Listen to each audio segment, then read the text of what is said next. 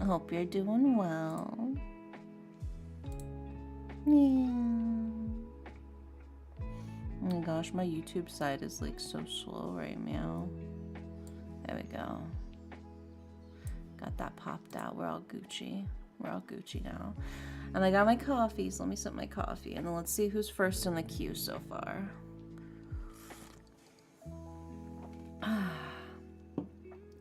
First in the queue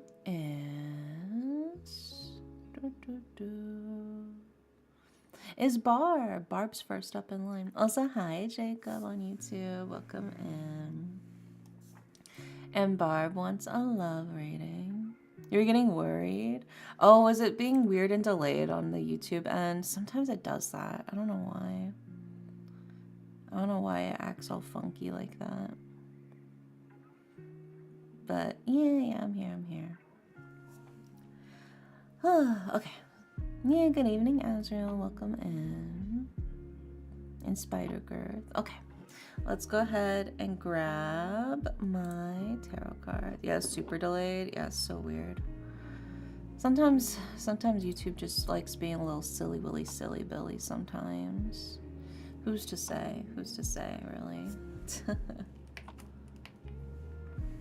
Okay, well, let's grab my tarot cards for today. So, hi, Amina. Welcome in. Scooch that there.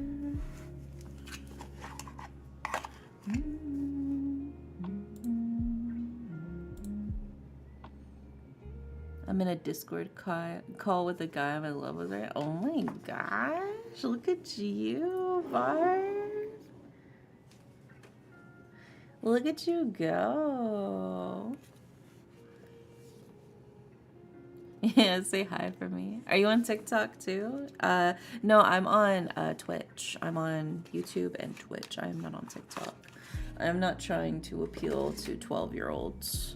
So I don't do the vertical streams and I don't do TikTok because there's too many children.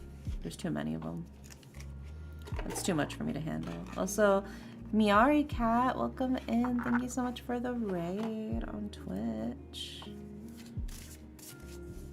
Also, thank you for the follow. Welcome in. I hope y'all are doing well. I'm still waking up a little bit as we get to shuffle in the cards. But we are about to do a love reading for Barb. It's a group call with other friends. He has no clue about the stream or tarot readings. Oh, yeah, we'll see. We'll see what the cards have to say about your love reading then, while you're live. How it goes to readings. The readings, I think we'll find out. This is the first reading we're about to do right now. We'll see. We'll see how the readings are about to go. Also, hi, Drummer. Welcome in. Also, oh my gosh, Nuggy, you want me to do that this early in the morning? There you go. It's too early for that. Yeah, simply send the stream's VOD to confess. Yeah. That's all you gotta do. Just attach link.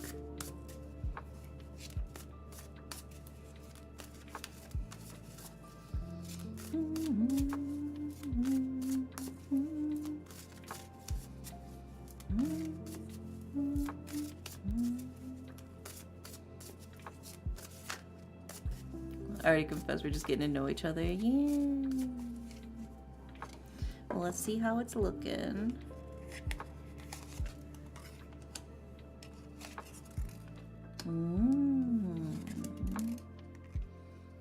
Oh, okay. And then let's grab your oracle card as well, since you are subbed. Send it to the whole friend group as a bonding exercise while the rest of them figure out what you mean. Well, one of them already knows. The one who actually knows. I cast Tabby Cat Transformation spell. Oh my gosh. I don't have that as a redeem. I have normal cat spell.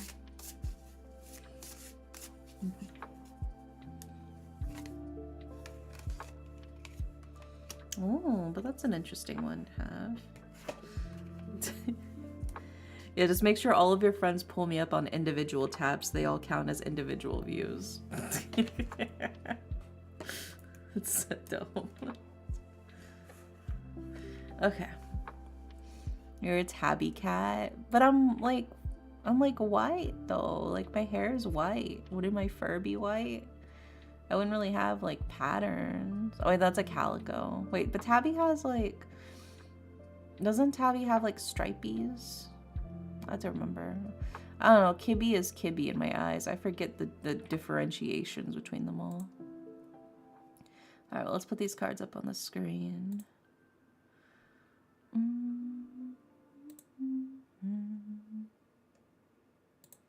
There we go.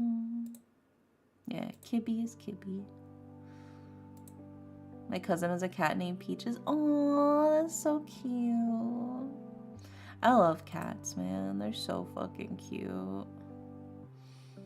They spark joy.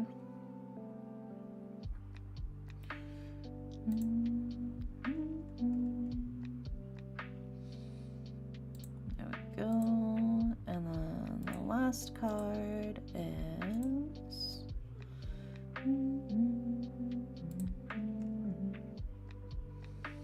There we go.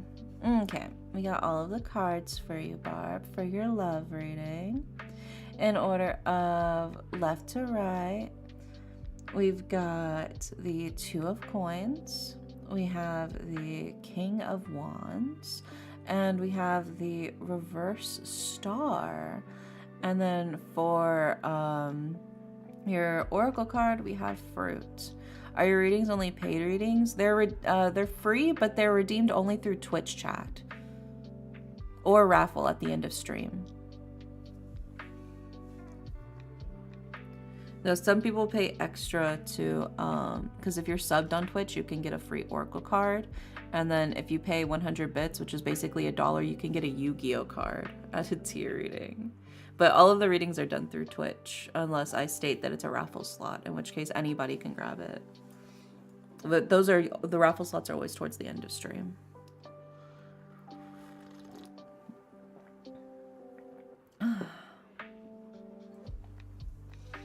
Give me that pot of greed. I think I do have a pot of greed in my deck, actually. Also, Heretic Skeptic, thank you for the follow. Welcome in. All right, so Barb, for your love reading, we start with the Two of Coins. And the Two of Coins, right off the bat, is a card of balance. You know, finding your balance with everything. Trying to find where emotions are kind of hidden in certain places. It's harmony despite change, right? Finding where you kind of fit in with everything, right? So right off the bat, we have the sense of like trying to get used to the situation, finding your harmony, finding your balance. Things have changed, but you're still working with what you got. You're still rolling with the punches here. That's what the Two of Coins is all about. We followed up with the King of Wands. And the King of Wands is very fiery, very passionate, very electric. Somebody who is wanting to take the lead, you know, somebody who's wanting to move forward and make things happen. In this sense, I feel like you are definitely becoming more of the King of Wands, somebody who's very passionate and somebody who wants to express that passions in hopes of pushing it forward, right? So that's definitely what I get here, is this sense of like being more proactive with what it is that you'd like for yourself, and being more forthcoming with your actual emotions and how you feel. You know, you're being honest and upfront about what you like, you know, and who you like, right? And then interestingly, we followed up with the Reverse Star card. And the Reverse Star card is a bit shy, you know? There's very much this sense of like blockage or detachment. There's also like this feeling of like this inability to focus. For me, this kind of feels like when you get rejected, I think rather than fully accept it, you're kind of like mentally shutting your brain off from accepting it. you're like, oh, maybe let me just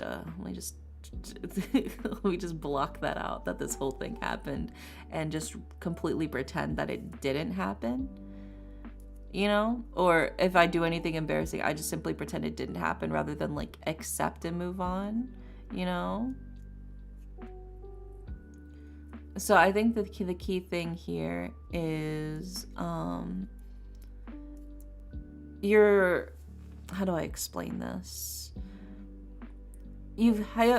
While you're passionate and you're excited to find love, I think you're very quick to grow detached if things don't go the way you're hoping for. You know, it's very like, you're very sticky when it comes to love initially, but then if it doesn't actually stick, you're very quick to flake off. It kind of feels like right now. I think just because you're trying to find if anything will work. You're sort of like throwing spaghetti at the wall to see what sticks. And then some of the spaghetti isn't even fully cooked yet, so of course it's not sticking. But then you're immediately moving on to like, oh, well, I guess spaghetti just doesn't stick on walls. And then you're like moving to something else instead, you know? So I think the key thing here is coming from your oracle card, actually, which is fruit, which is a card of achievement and success, right? Fruit doesn't grow in a day, and taking the time to sort of let it mature, to let it to ripen and to sweeten, I think is the best way for you to actually find the love that you're currently seeking right now, is to let things blossom and mature naturally rather than having them sort of instantly happen. I think you'd be surprised how much love happens slowly over time, even after a confession, you know? So that's kind of the vibes I'm getting from this barb. I hope that helps.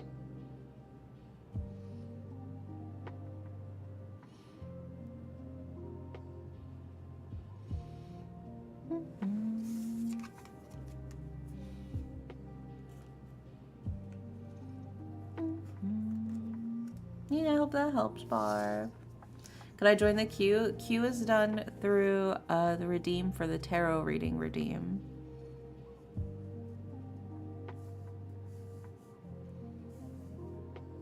How do you get it so accurate to exactly what's happening?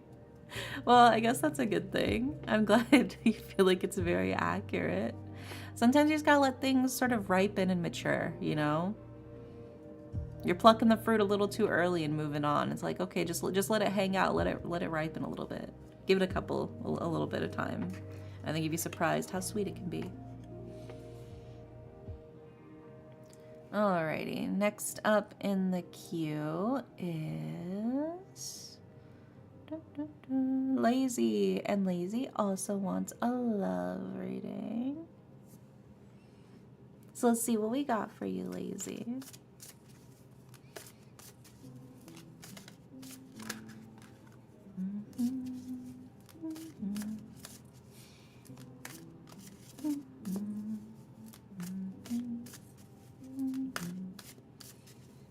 That does help a bit because I'd be worried about his feelings, but it's only been a month since we talked about it. Yeah, I mean, love can still be maturing. Love can still be ripening and blossoming.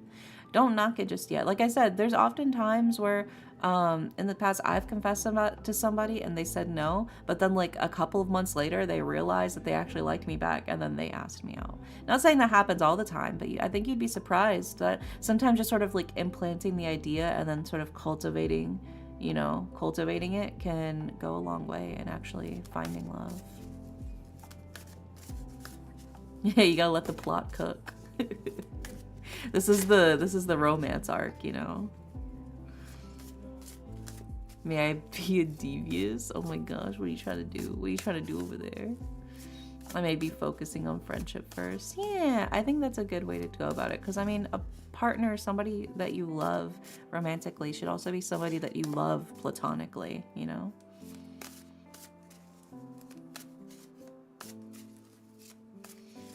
Romance should ideally be just like premium plus VIP version of friendship. Let's see what we got for you, Lazy, for your love reading.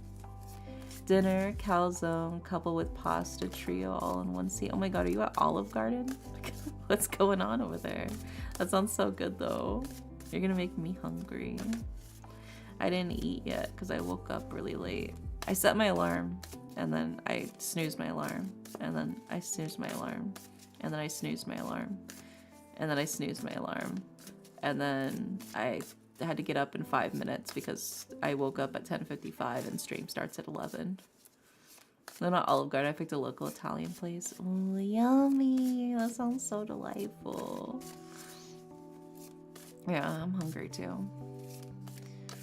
I would love some pasta. So there was a goober. I was eepy. I worked so hard last night. I did so much. I finished a whole bunch of asset commissions. I did the sketches for another asset commission. And then I also sketched out a illustration commission, all in one night, okay? I worked very, very hard. And I went to sleep at like 2 p.m., which was very late for me. 2 p.m. for me is like the equivalent of like 5 a.m. for other people. It's a lot to eat. Yeah, exactly. I worked very hard.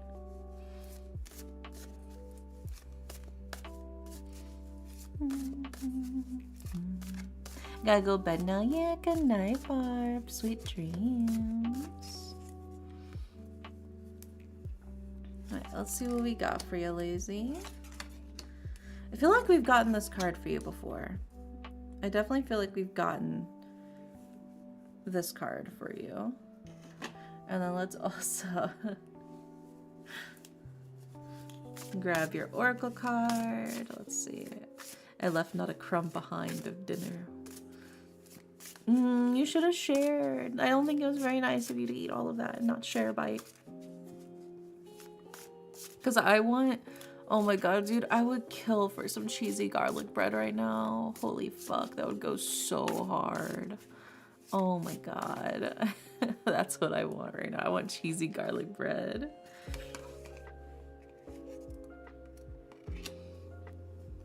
What do you mean you were sleeping? Well, you should have anticipated that I would have wanted some food and saved some for me.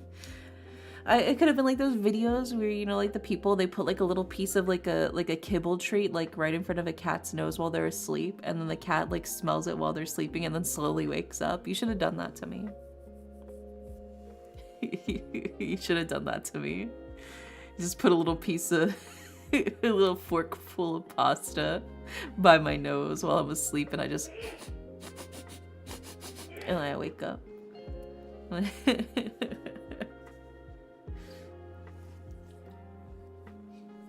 Okay, let's see. We got all the cards. Let's put them up on the screen. Starting with...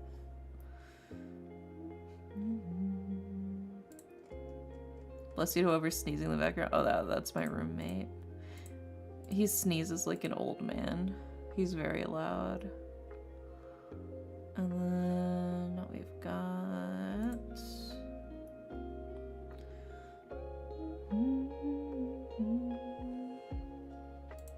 Oops, this one. There we go. Hi, Ren. Welcome in. And then the last one we've got is...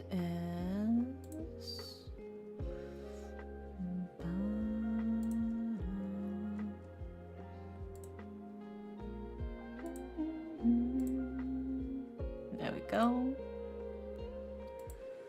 We got all of the cards for you now. So, Lazy, for your love reading, in order of left to right, we've got the Judgment card. We have the reverse Queen of Swords card, and we have the reverse King of Wands card. And then for your Oracle card, we have Cauldron. Hi, Ayasharas. So tarot readings are done through Twitch Redeems, but I will say, if you're 19 and you're asking if a doctor has a crush on you, like somebody who has a doctorate, I would say that's a red flag. I would say that's a red flag. If they did have a crush on you, that would not be good. That would be grooming. And if they didn't have a crush on you, I mean, they'd be way older than you. I don't think that would be a good thing to look into.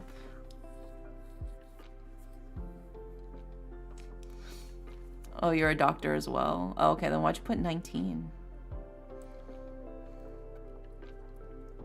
Oh, okay.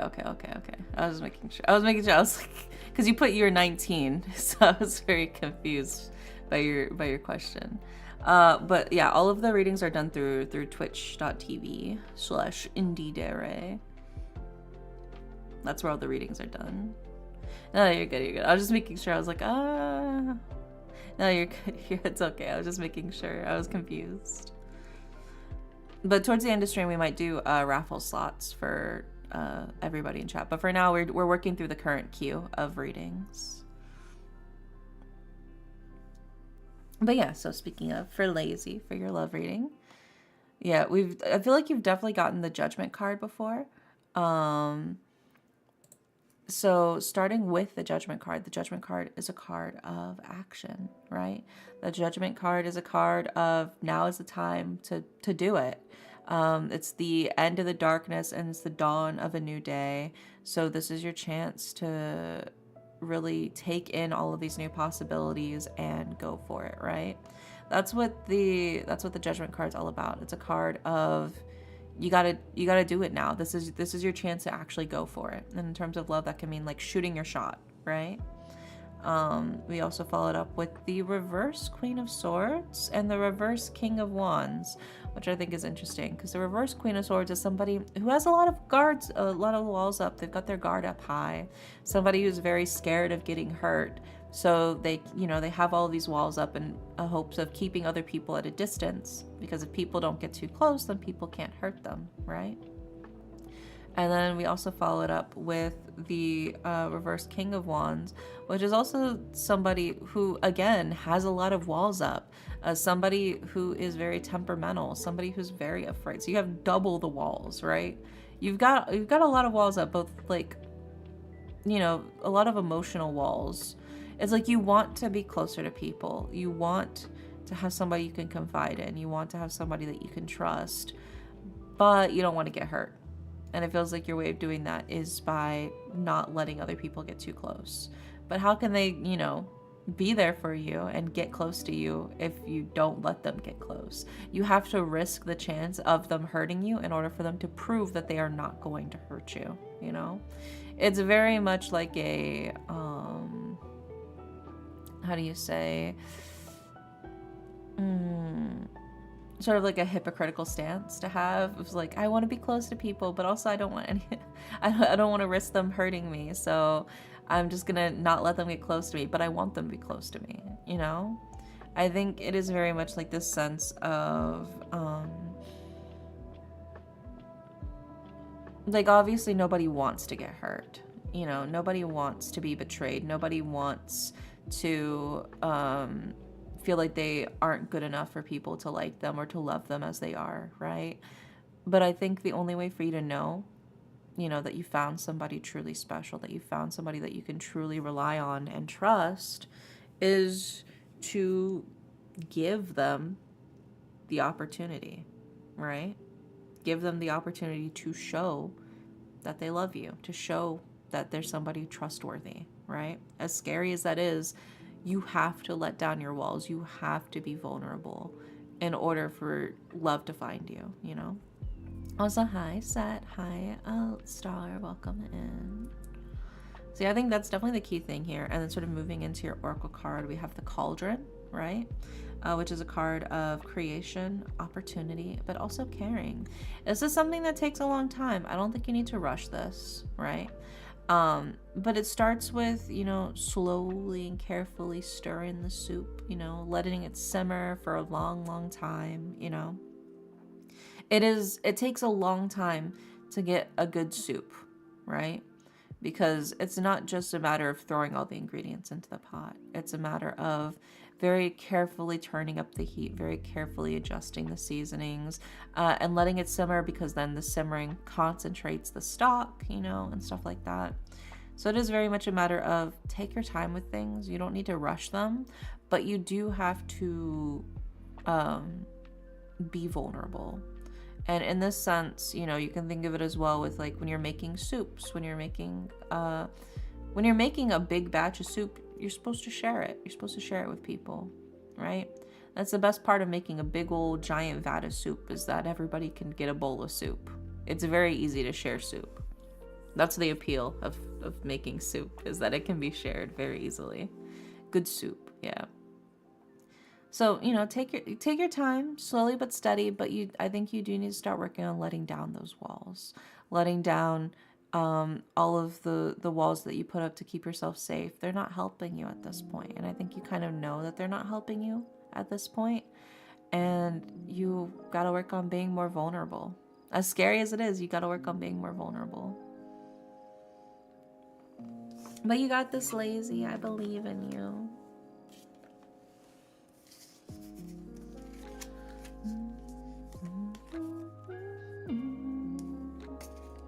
Yeah, thank you for the head pats. Right, next up is Spicy Nugget, and Spicy Nugget wants all Yu-Gi-Oh cards. So let's see what we got for you. That did help. Yeah, like I said, it can be scary because nobody wants to get hurt. Nobody wants to get rejected, right? I think those are all completely normal feelings to have. But I think it is also the risk you take with wanting to get closer to other people. There is the risk that, yes, they could hurt you, but that's what makes the reward of them, you know, treating you carefully and lovingly all the more worth it.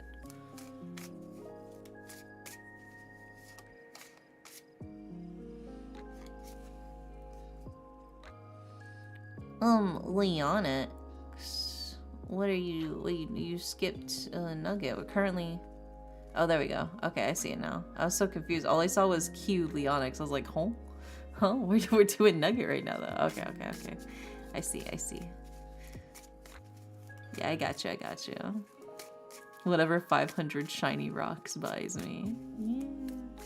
500 shiny rocks be getting you the full spread of Yu-Gi-Oh cards. The 5 Yu-Gi-Oh cards. No, I didn't. Yeah, it's okay. You're doing a good job, Leonix. I appreciate you. Right, let's see what the cards got to say to Nugget. 500 schmeckles, yeah, 500 dollary dues, dubberinos, if you will.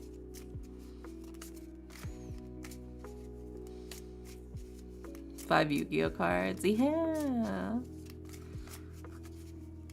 It's our Tarot Thursday special. For 100 bits, you can get a Yu-Gi-Oh card added to your reading, and then Nugget likes to pay 500 bits to get their reading basically all Yu-Gi-Oh cards. Oops, all Yu-Gi-Oh cards, if you will. I mean, I earned those rocks fair and square. Is someone trying for Exodia? I do have Exodia in my deck, so it is actually very possible. Theoretically, somebody could pull all 5 pieces of Exodia. It would be a very slim chance, but it is theoretically possible that somebody could do that.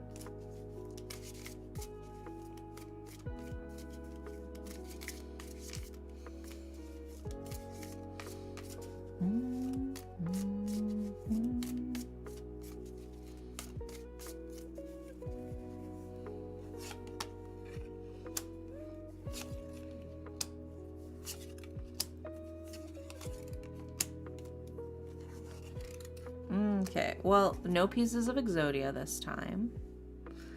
But let's see the cards we got for you. So we've got Self-Feed, we've got Enchanted Javelin, Respect Play, Appropriate, and Neo Bug, right? So let's go ahead and let me just skim through what these two are. Okay, and then what's this one? Okay. So I had to skim through what the meaning of those two were. All right. So we'll start with Self-Feed, right? Self-Feed. This card cannot be normal summoned or set. This card can only be special summoned by removing from play one wind monster in your graveyard. When this card is destroyed as a result of battle and sent to the graveyard, your opponent discards one random card from their hand, right? Self-Feed is powerful. Self-Feed is not afraid to cut down their enemies, people who get in their way, and they're not afraid to take other people down with them. I think in this sense, Sylphid is a fighter in the true sense of the word, right? Somebody who is doing their best to stay strong, even in tough situations. And even when they're sacrificed, it's at the cost of whoever's sacrificing them, right? They're a worthy opponent, right? Interestingly, we followed up with Enchanted Javelin, which sort of, again, boosts up this idea of a fighter, right? Enchanted Javelin, increase your life points by the attack of one attacking monster. So again, it's very much like fighter, getting ready for fight or flight, getting ready to keep yourself safe, to protect yourself in this sense. And to take down those who are trying to take you down, right? It's very much a sense of, if I'm going down, you're going down with me as well. And that I think is very much sort of following up in this instance. But then we follow it up with Respect Play, right? And Respect Play is a card of, during their respective turns, each player must show their opponent their hand, right? I think in this sense, it feels like you're gearing up for battle, you're gearing up for war, but I don't know if war is actually the thing that you need right now. I think in this sense, you need to just lay all your cards out on the table and be open and honest about what it is you actually want and what it is you're actually looking for and what it is the actual problem is. I feel like Respect Play here is like, hey man, like you're gearing up for battle, you're gearing up for war, you got your Sylphid, you got your Enchanted Javelin, but I don't think you actually need those right now. I think this is actually something that can be talked through. This is something that can actually be discussed, right? And then that sort of feels amplified by appropriate, right? And appropriate. Activate only when your opponent draws a card outside of either draw phase. After that, each time your opponent draws cards outside of either draw phase, immediately draw 2 cards. So it feels like maybe you feel like things aren't fair. Maybe you feel like things aren't equal or they aren't balanced. And you're like, hey man, I want a piece of that pie too. I don't think it's very fair. But rather than like discussing that you don't feel like things are fair or things are balanced, you're kind of like, well, I guess I gotta fucking fight them for it. And it's like, you don't actually have to fight them for it. You can just talk about it and you can come to a discussion and maybe you'll be able to reach an ample agreement of like, oh yeah, well, I didn't realize that you thought this was so unfair. Yeah, we can work something out for you too. Right? It feels like you're very much jumping to the fighting rather than the talking. And I think this is something that can very much be resolved through discussion, right? And then bringing us to your last card, we have Neo Bug. A huge bug-like monster said to come from another planet. It gathers in swarms, right? This is like a community thing, gathering like-minded people together with you to sort of back you up. This isn't something you have to fight alone. I don't think it's something you necessarily have to fight specifically, right? To me, this reads like there's a very unfair situation. Maybe somebody definitely has the upper hand in this situation, but rather than talking about it and discussing how you feel, it kind of feels like you've been bottling up your emotions of like, this is so unfair. Why do they get to handle this? Why do they get to get that and that? Like, I should be getting some good stuff too. And I think you're sort of mentally taking it out on them in a way that's not really helpful or beneficial for either of you, right? And the cards are kind of like, you know, you can just discuss this, right? You can just, like, for instance, if it's like work, you feel like somebody's getting paid a lot more, getting a lot better responsibilities or something, and kind of getting dumped with like the brunt end of everything.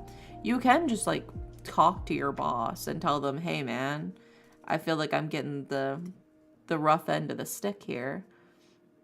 And I'm kind of getting backhanded by all of this bullshit. Can we, you know, work something out? You know? Also, Vivi, thank you for the 21 months. Sort of, I've been carrying more of the workload lately. Well, I think that's something you got to discuss then. I think you're starting to carry a lot of resentment, a lot of resentment starting to bubble up. And I think you just have to talk about it. Because maybe there's some sort of situation that you're not aware of, right? Like I said, maybe if it's work related and you feel like somebody's getting off really easy, maybe they've got like some sort of like physical problems that have been going on. Then maybe they got like some health issues that cropped up, so now they have to take it easy in some instances. Or maybe something happened and, you know, they just need them to prep for this thing because then they're going to give it over to you or something. You don't really know the full extent of the story, I would say.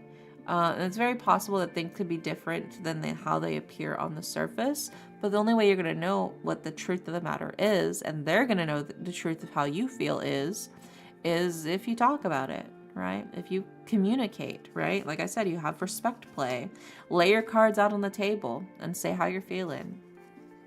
And then that gives them the chance to lay their cards out on the table. And you can kind of see it from their perspective as well, you know? So especially if you're feeling overwhelmed by a lot of stuff, like you've been carrying a lot of the workload, don't let the resentment bubble up inside of you. Like, let it out. Confront them. Tell them the truth of like, hey man, I feel like I'm getting fucked over here, man. What's the issue? What are you doing? And then you're like, oh, we didn't realize that you were feeling this way. This wasn't our intention at all. We were just trying to take care of this and this, and it slipped our minds. No, we can absolutely accommodate for you. You know, we're all adults here. We can communicate. Yeah, I assume there's more than that I'm seeing. I did ask to try to move up. I think it's part of me feeling entitled to it. I get it. But I think the only way that you're really going to fully understand the situation is just by directly communicating. Like I said, directly laying your cards out on the table and talking about it, you know, because they're not going to know. They're trying to do what they think is best, but they also don't know what's going on in your head. And you don't know what's going on in their heads. And sometimes you just got to be forthright about it. Rather than, like I said, rather than gearing up for war, I think you should gear up for a discussion. There you go. I hope that helps, Nugget. Fingers crossed. But I definitely get it.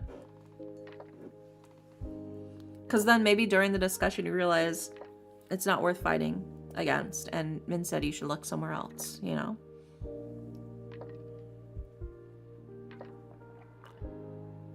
Especially if it's in terms of like a job. And you feel like you were entitled to moving up the ranks and then you weren't. Well, and then you find out that they have no intention to because of some reason or another that you don't agree with. Well, then now you know not to waste your energy there.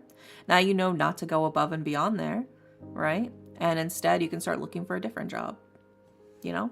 And start looking for their competitor or something. Things like that.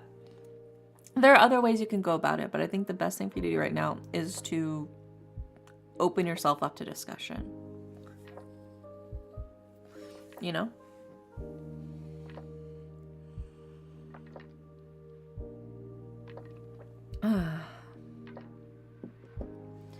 I know I'm missing certain skills in electrical work. Well, then maybe you could be like, well, yeah, we wanted to give it to them because they have certifications in this and this and this. And you can be like, oh, okay, well, let me go get those certifications then, so then I know I can move up later, you know? So that could also be part of the discussion. But I think the only way you're really going to know is if you talk about it, you know? Home Depot offers free training. Ooh, neat. But yeah, there you go. I hope that helps, Nugget. Next reading is Leonix. And Leonix wants a love reading. So let's see what we got for you, Leonix. You. Yeah, it's you.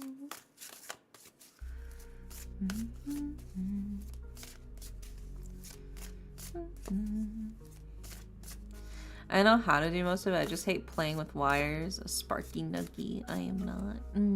You gotta be safe. You gotta be safe. Wear lots of rubber.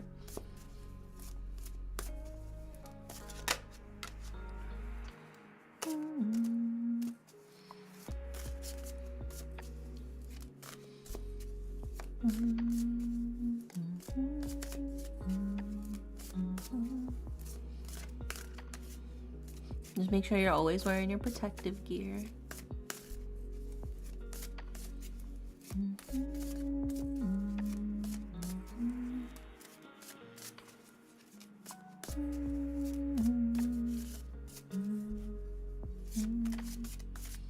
Let's see what we got for Leonix's love reading.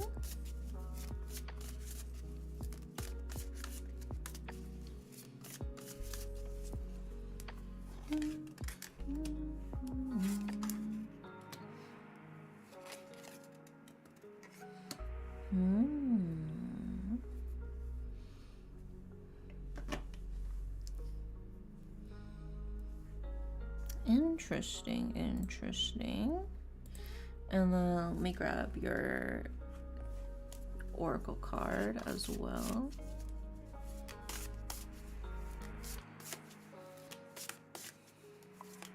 Meanwhile, me at work, look where the grippers are on the regular. Oh my gosh. You out there fiddling with grippers? That's crazy.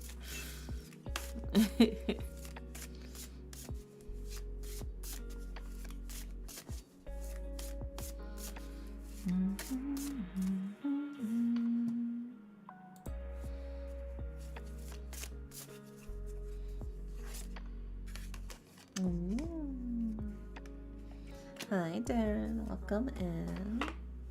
Okay, I got all of the cards for you, Leonix, for your love reading. So let's pop them up on the screen. Starting with...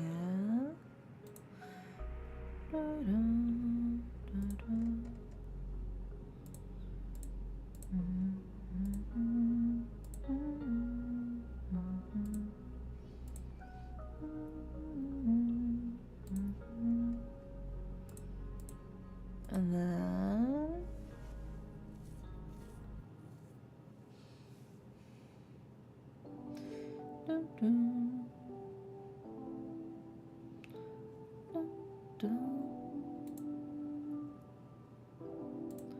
there we go. Alrighty, we got all of the cards for you, Leonix. For your love reading, in order of left to right, we have the reverse 8 of Cups, we have the reverse Wheel of Fortune, and we have the 9 of Wands. Then for your oracle card, we have buds, like flower buds. So let's go ahead and start breaking this down for you, starting with the reverse 8 of Cups. The reverse 8 of Cups is a card of you're not tied down. You can go anywhere. Like, what are you doing? You're free. You're free. Go, fly, be among the people. There's nothing tying you down. This is your chance to explore and to have fun, right? So what are you stressing over, you know? Because of the fact you're not tied down, that means you can get a little silly with it. And there's nothing to worry about with getting a little silly with it, you know? We also followed up, interestingly though, with the reverse Wheel of Fortune, which is a card of feeling sort of like stagnant, feeling a bit aimless, maybe. In a sense, it can be like maybe because you have so many options, you have nothing tying you down, that you're like, I don't even know what direction to go in. I don't even know where I want to go. I don't even know what I want to do, kind of feeling.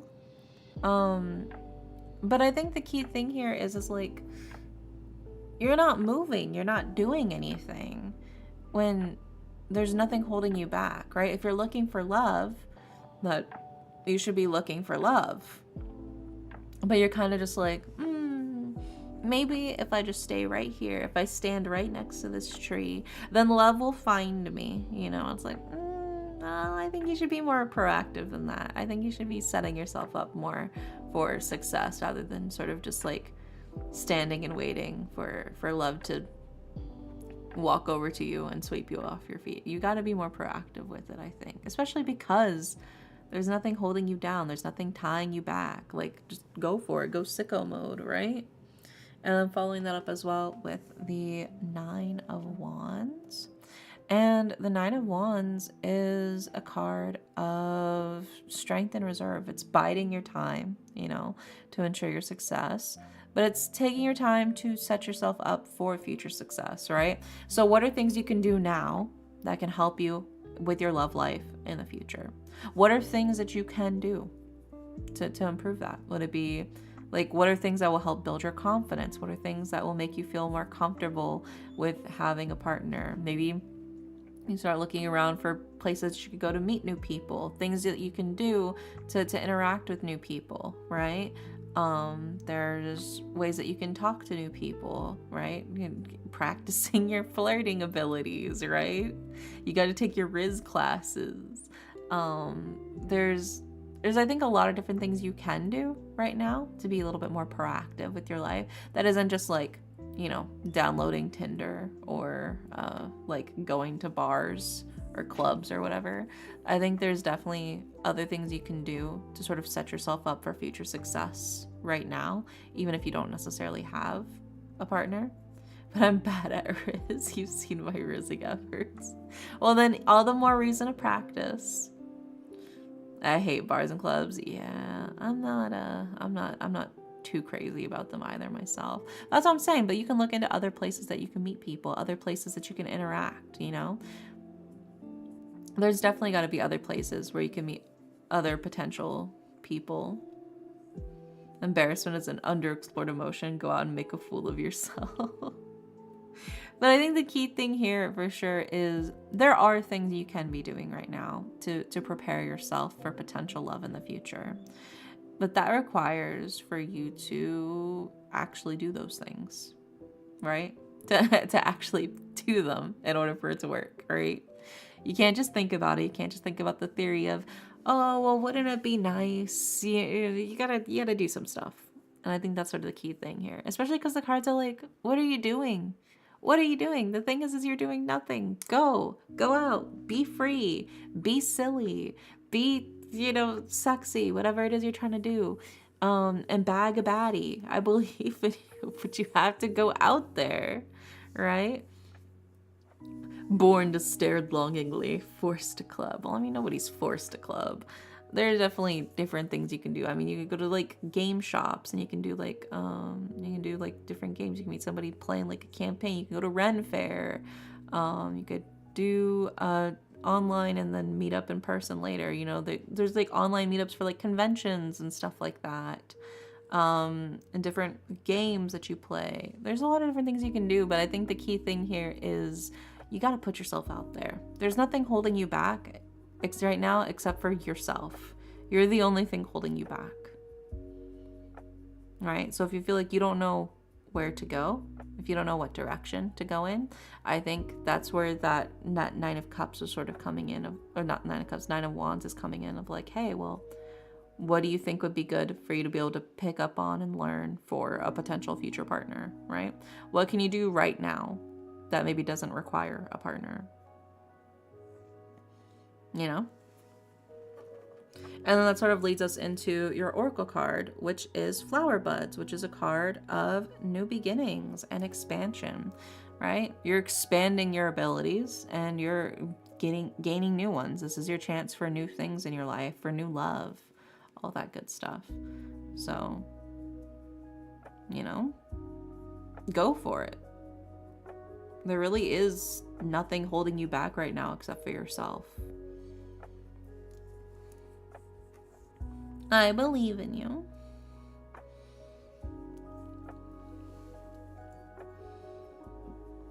And I hope that helped.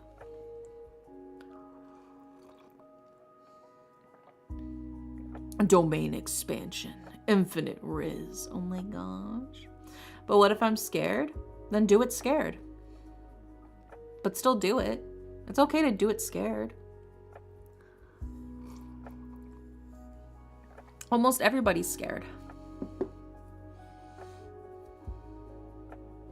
Yeah.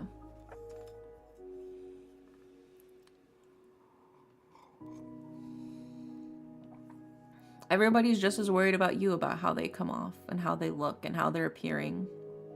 And if they're doing it right. Pretty much everybody's thinking the same thing you are. So if that's any consolation, they're also worried about if they're coming off too strong, or if they're doing things too weird, or if they're not connecting properly, or if they're talking too much, or if their hair is a little funny, or if they didn't pick the right outfit. Everybody's worrying about all of those things. Everybody's having those thoughts run through their mind. You're a regular guy. You can enter a space. Not choosing to open a door is still a choice.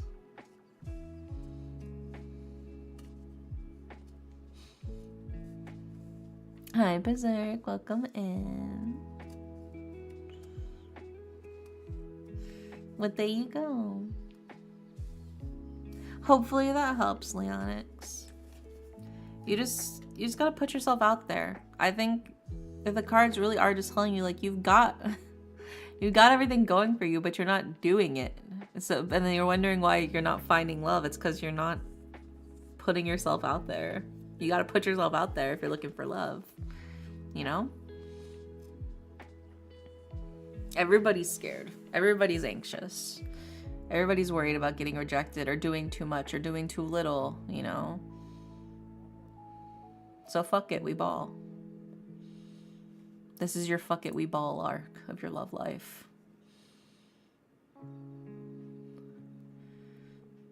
Next up is Plum Blossom Pup. Plum Blossom Pup, are you here?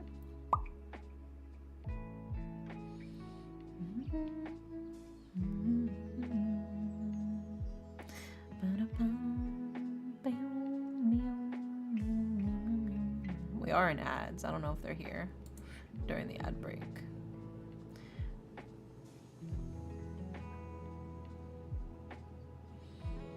The ads, it's okay.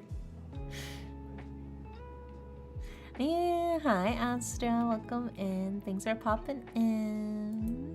I hope you get lots of rest. Good night. The best things happen when you just be yourself. Yeah, I mean, like I said, you just gotta do things that interest you. Put yourself in environments where there's people all doing the things that you love. If you're really into like certain video game, then join like the video games forums or like the fandom in general, you know? If you're really into, you know, XYZ, join a community for XYZ.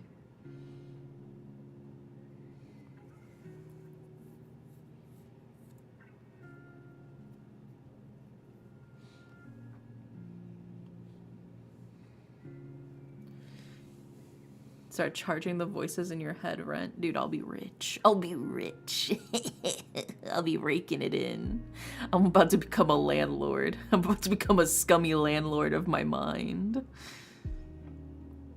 I met my best friend in a community for a lewd game, so that's really funny. Yeah, I mean, a lot of my partners that I've had over the past, even my current partner, we've met through similar interests, right? We've met through VTubing and video games, and we got talking. Right? My previous partner, we met through fandom. We both drew a lot of Totodeku from My Hero Academia. But there's definitely like a lot of communities where there's a bunch of people, and you'd be surprised how often you just kind of stumble into love with people who happen to have the same shared interests as you, because you're in the community of the people with shared interests, you know? Oh, I threw a Persona roleplay server and then later played D&D together. Yeah. Yeah, I mean, my ex-girlfriend, we got together doing Totodeku roleplay. You just gotta get really into roleplay. I think what we're learning here from chat is you just gotta get into roleplay. Fictional character roleplay.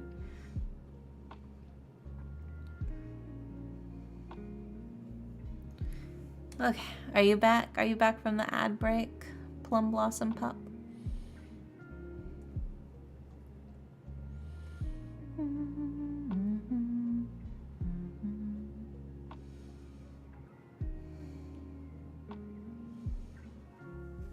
Yeah, get into roleplay. You'd be surprised.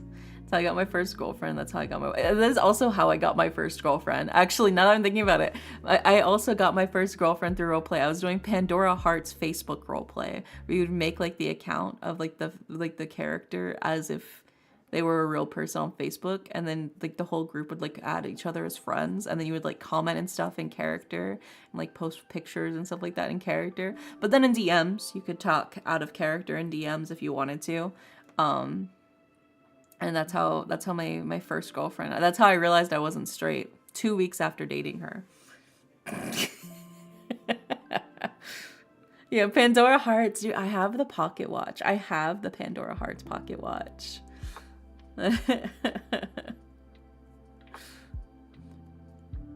There was a formaldehyde ad. What the fuck? After, yeah. I was dating her, and then 2 weeks into dating her, my mom came in during a Skype call with her, right? So I'm on Skype with her, and we're like chatting, we're like flirting, we're being all cute or whatever. My mom comes in to tell me that dinner's ready because I'm in high school, right? She's like, hey, by the way, dinner's done. And she sees that I'm like on Skype call. And she goes, oh, is that your girlfriend? And I go, yeah. And she goes, okay, cool. Anyways, dinner's here. And I'm like, okay, cool. And so then my mom leaves the room to go back to the kitchen, and I go, oh, you're my girlfriend. So I guess that means I'm not straight, huh? And she just looked at me through the screen, and she was like, yeah, I guess. I was a little slow to it, you know. But I went through my whole homophobia healing arc through that, okay? Because initially, whenever we first started talking, okay, so prior to that, but I talked about this. I used to be homophobic. I grew up in a very homophobic household, and I lived with my grandmother, right? And then I moved in, started living with my mom. But I still held on to a lot of those homophobic views when I was younger, when I was a little kid, right? Because of how I grew up, right? And so it went from like, oh, gay people are like evil and they're gonna burn in hell, you know, to like, well, fine, gay is fine as long as you keep it away from me and it's out of sight, you know. And then it went from that to, oh, well, gay is fine as long as you don't hit on me. And then so I was in like that stage whenever I first started interacting with her, right? And so we were like, because we were both in the Pandora Hearts Facebook role play group, and so we would like chat, and then she would end her chats with me with like, okay, I love you, right? And I would be like, I'd be like, I'm not gay, and I don't think you should tell a girl that you love them, right? Like that. But then she would just keep doing it. She's just like, yeah, I love you. At some point, I just went, love you too. And then we started dating. As you do in high school, you know? No, she did not include the hashtag no homo. She did not, in fact, include the hashtag no homo. But yeah, I mean, that's why I do want to give people the benefit of the doubt when they have outdated views. I want to believe that, you know, with time and with care and with love, everybody can become a better person than they were before. That's why I'm very open about it, because it's like, yeah, yes, I'm bisexual. Yes, I'm non-binary. Yes, I've dated men and women and everybody else on the spectrum before, you know? But I also did used to be homophobic. I did used to be transphobic when I was younger, because that was what I was raised in, you know, growing up in the deep South in a very, very religious community. That was what I was taught, but I unlearned it. And I want to believe that other people can unlearn a lot of the harmful ideals that they have, you know? So you'd be surprised, you know? Putting the bi in bigots. That's crazy, dude. What an insane tagline. But no, I mean, the thing is like, I want to believe that people can change. People can in fact change, and people can become better people, because I did it, you know? I'm not a homophobe anymore. I'm not transphobic anymore. I used to be when I was much, much younger. This was years ago. This was decades ago, right? But it is still a part of my life. And that's still something I have to come to terms with, you know? That's a bio if I've ever seen one. Dude, that's gonna go crazy at the RNC. Yeah, not everybody. I would say everybody is capable of change, but it's a matter of if they want to change. Because while everybody's capable of change, not many people want to change, you know? Got pulled by the sting. But I think that's the thing. Yeah. I think everybody is capable of change, but a lot of people don't want to change. And I think that's the key thing here. So as much as it sucks, because we want everybody to be the best self. We want the ideal world would be everybody loves and accepts everybody around. But that doesn't always happen.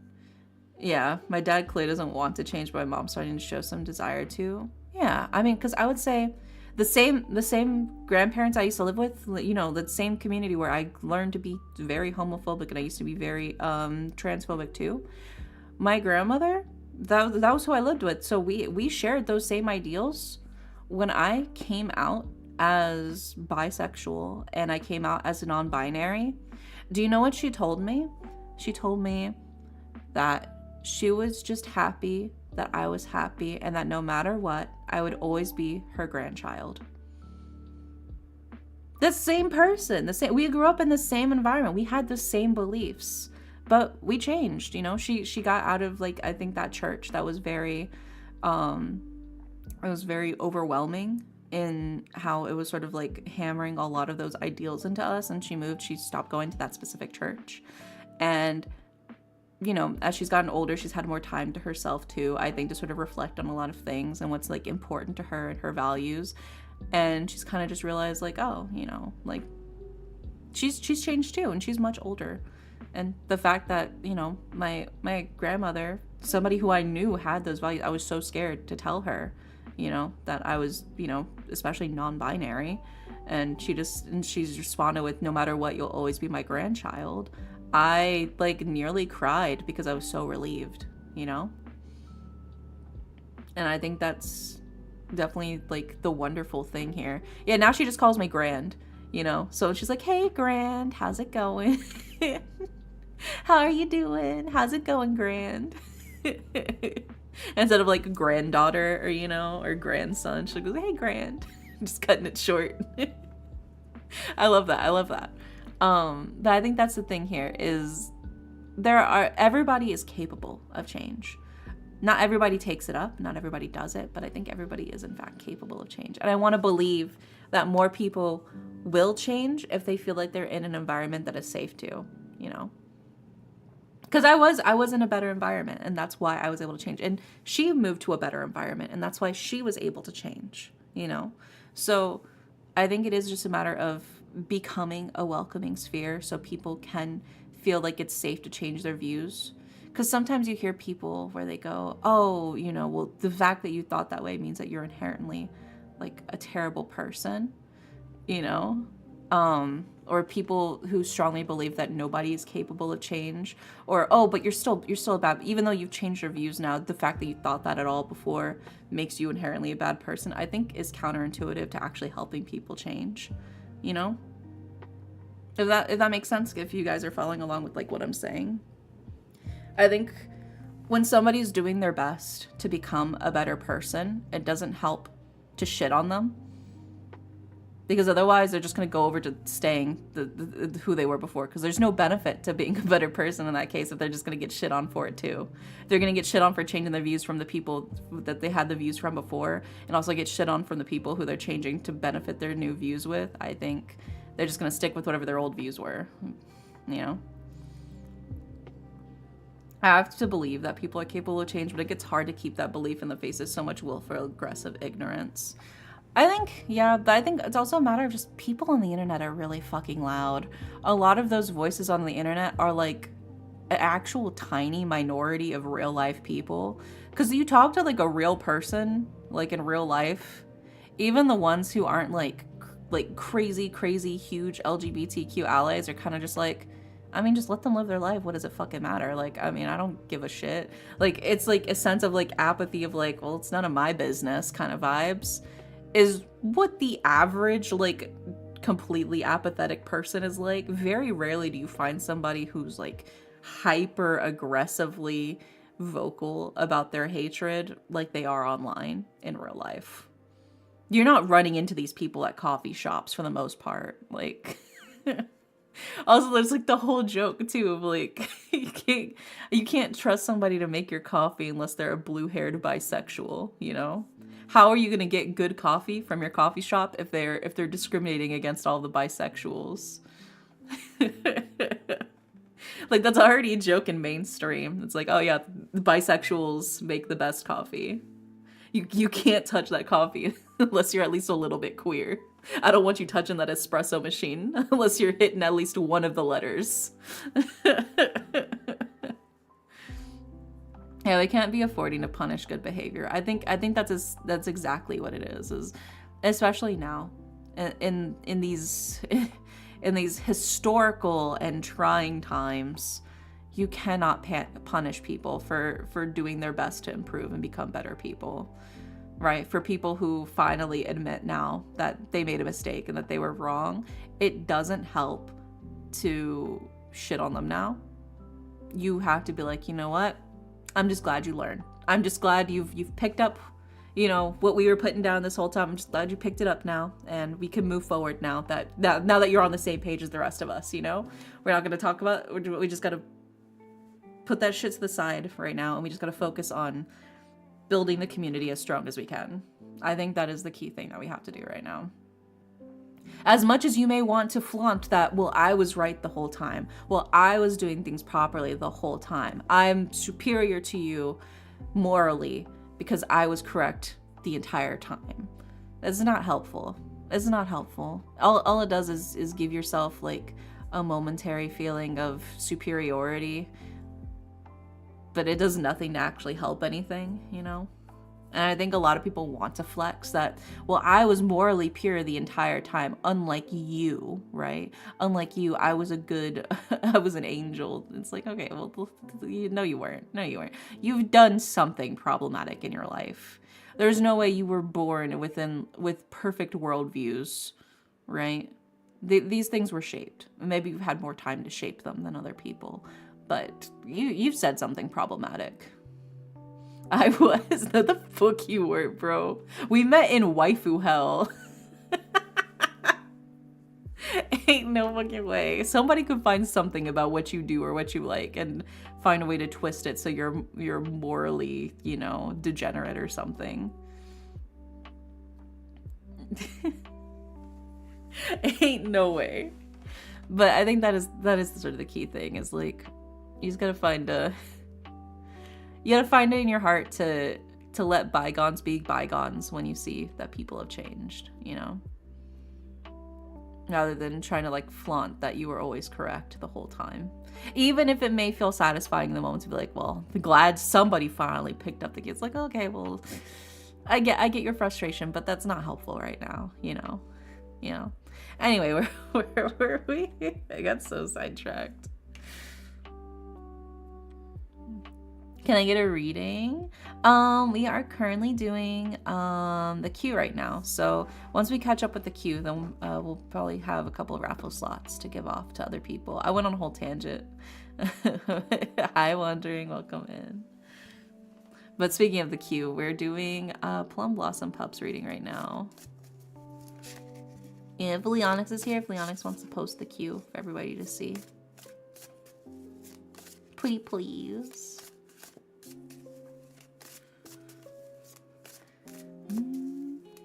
Yeah, everybody just ping Leonix.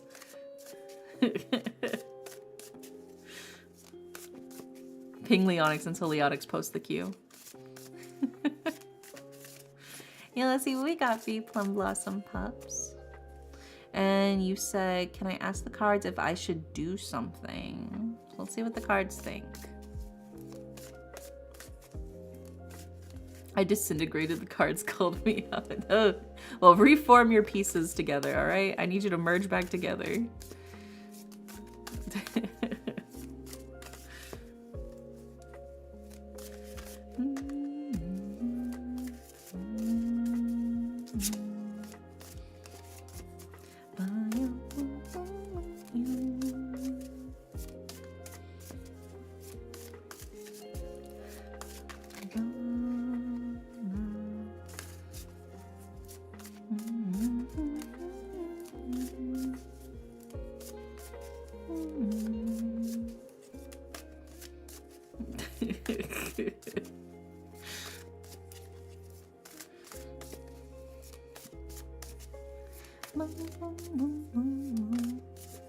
Let's see what we got for you.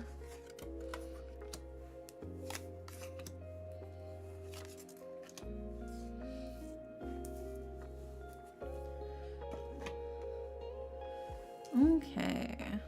Interesting. Interesting. Let's go ahead and put these up on the screen for you.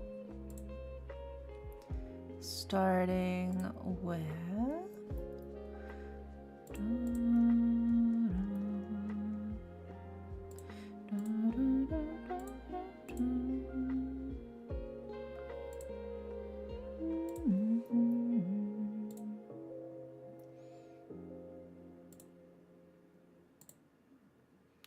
There we go. And then we've got this card, which is...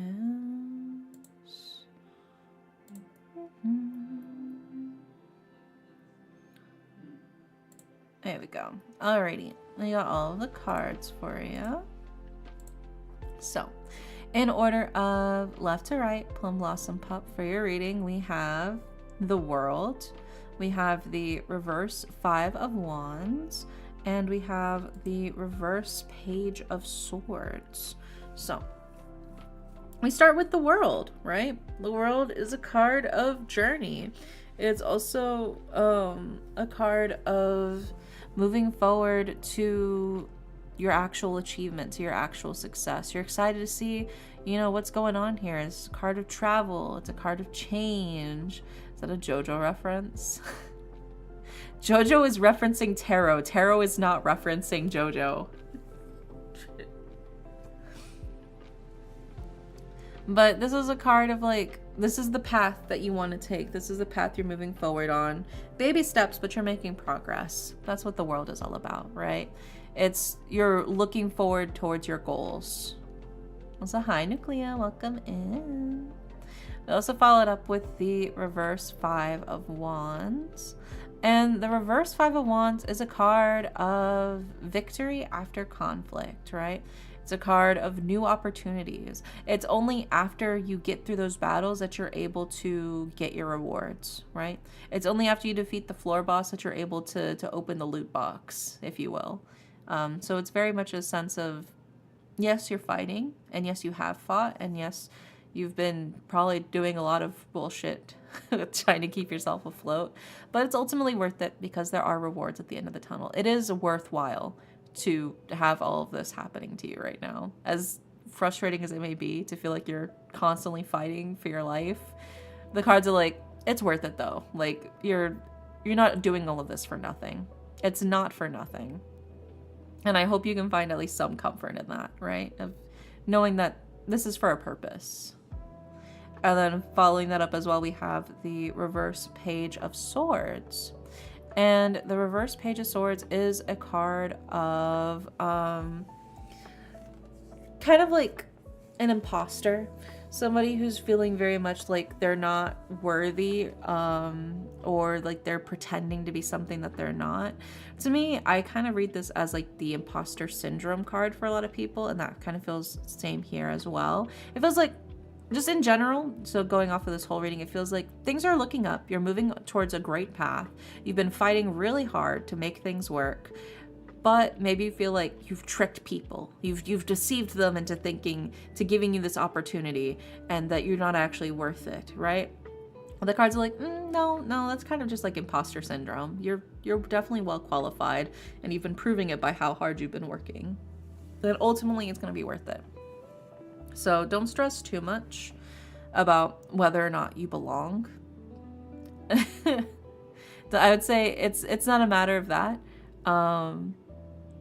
But if you do feel like you're overwhelmed with the fact of they're going to realize I'm a fraud, they're going to realize that I'm a fake. Sucks to be them if they got conned by you. You just got to keep the con up. You'll be fine. But if somehow they did discover, oh my God, what have we done? We've been tricked by you. Well then, sucks to be them. Get your bag and get out of there, baby. But for real though, I think the cards are kind of trying to reassure you right now. You're on the right path. You are making progress. You're going towards great goals. You have been fighting hard, but it's all for a worthwhile cause.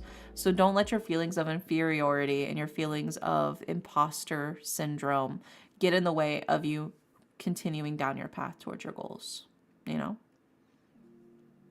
You just got to keep trucking. So I'm hearing do it, do it, do it. Do it.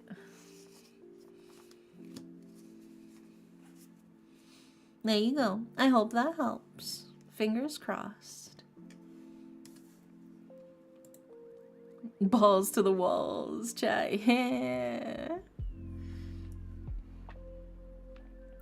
Next up is grilled egg. And grilled egg wants advice for an adjustment period. Also, hi, gentle monster. Welcome in. Egg, you're still here, right? Thank you for the reading. Yeah, I hope it helped. I hope it helped. Okay, Egg is here. Good, good, good. Yeah, advice for an adjustment period. Let's see what we got for you.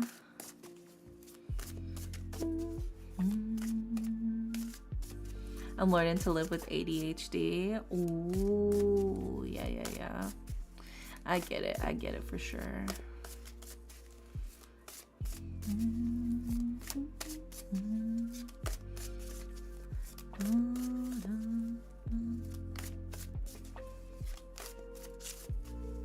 Betty's been removed from the queue because they call me bad mom. No, you can't abuse your power like that, Leonix. No, you put them back in the queue.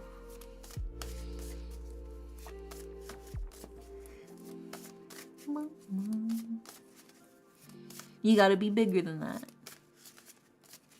But they were a meanie. Benny just is a tease. That's all it is. Benny's just a little tease. That's all it is. Yes, Benny, you're a very good boy. You're a very good boy. Yes, you are. I called you a good mod. Please give me their spot. You see how easily my mods can be bribed? SMH my head, dude.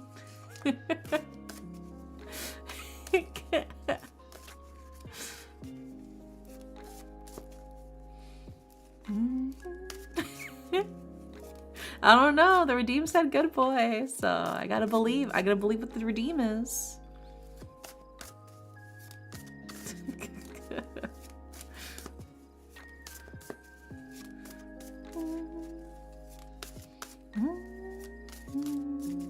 Alright, let's see what we got for you, grilled egg.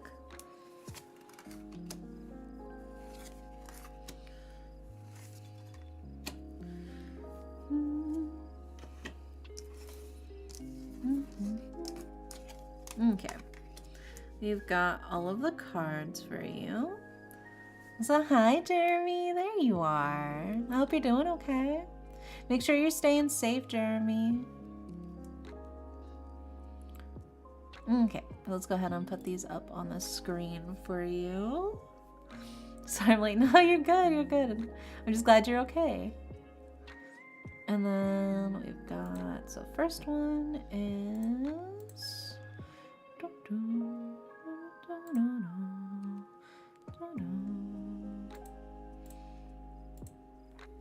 And then the next card is...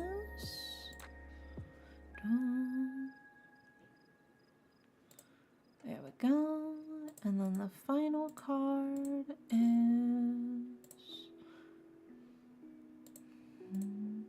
There we go. Alrighty. If you were, Leon, I want to tell you right now, if you redeem the bad boy redeem, I'm going to say you're the bad boy. Just saying. Just saying.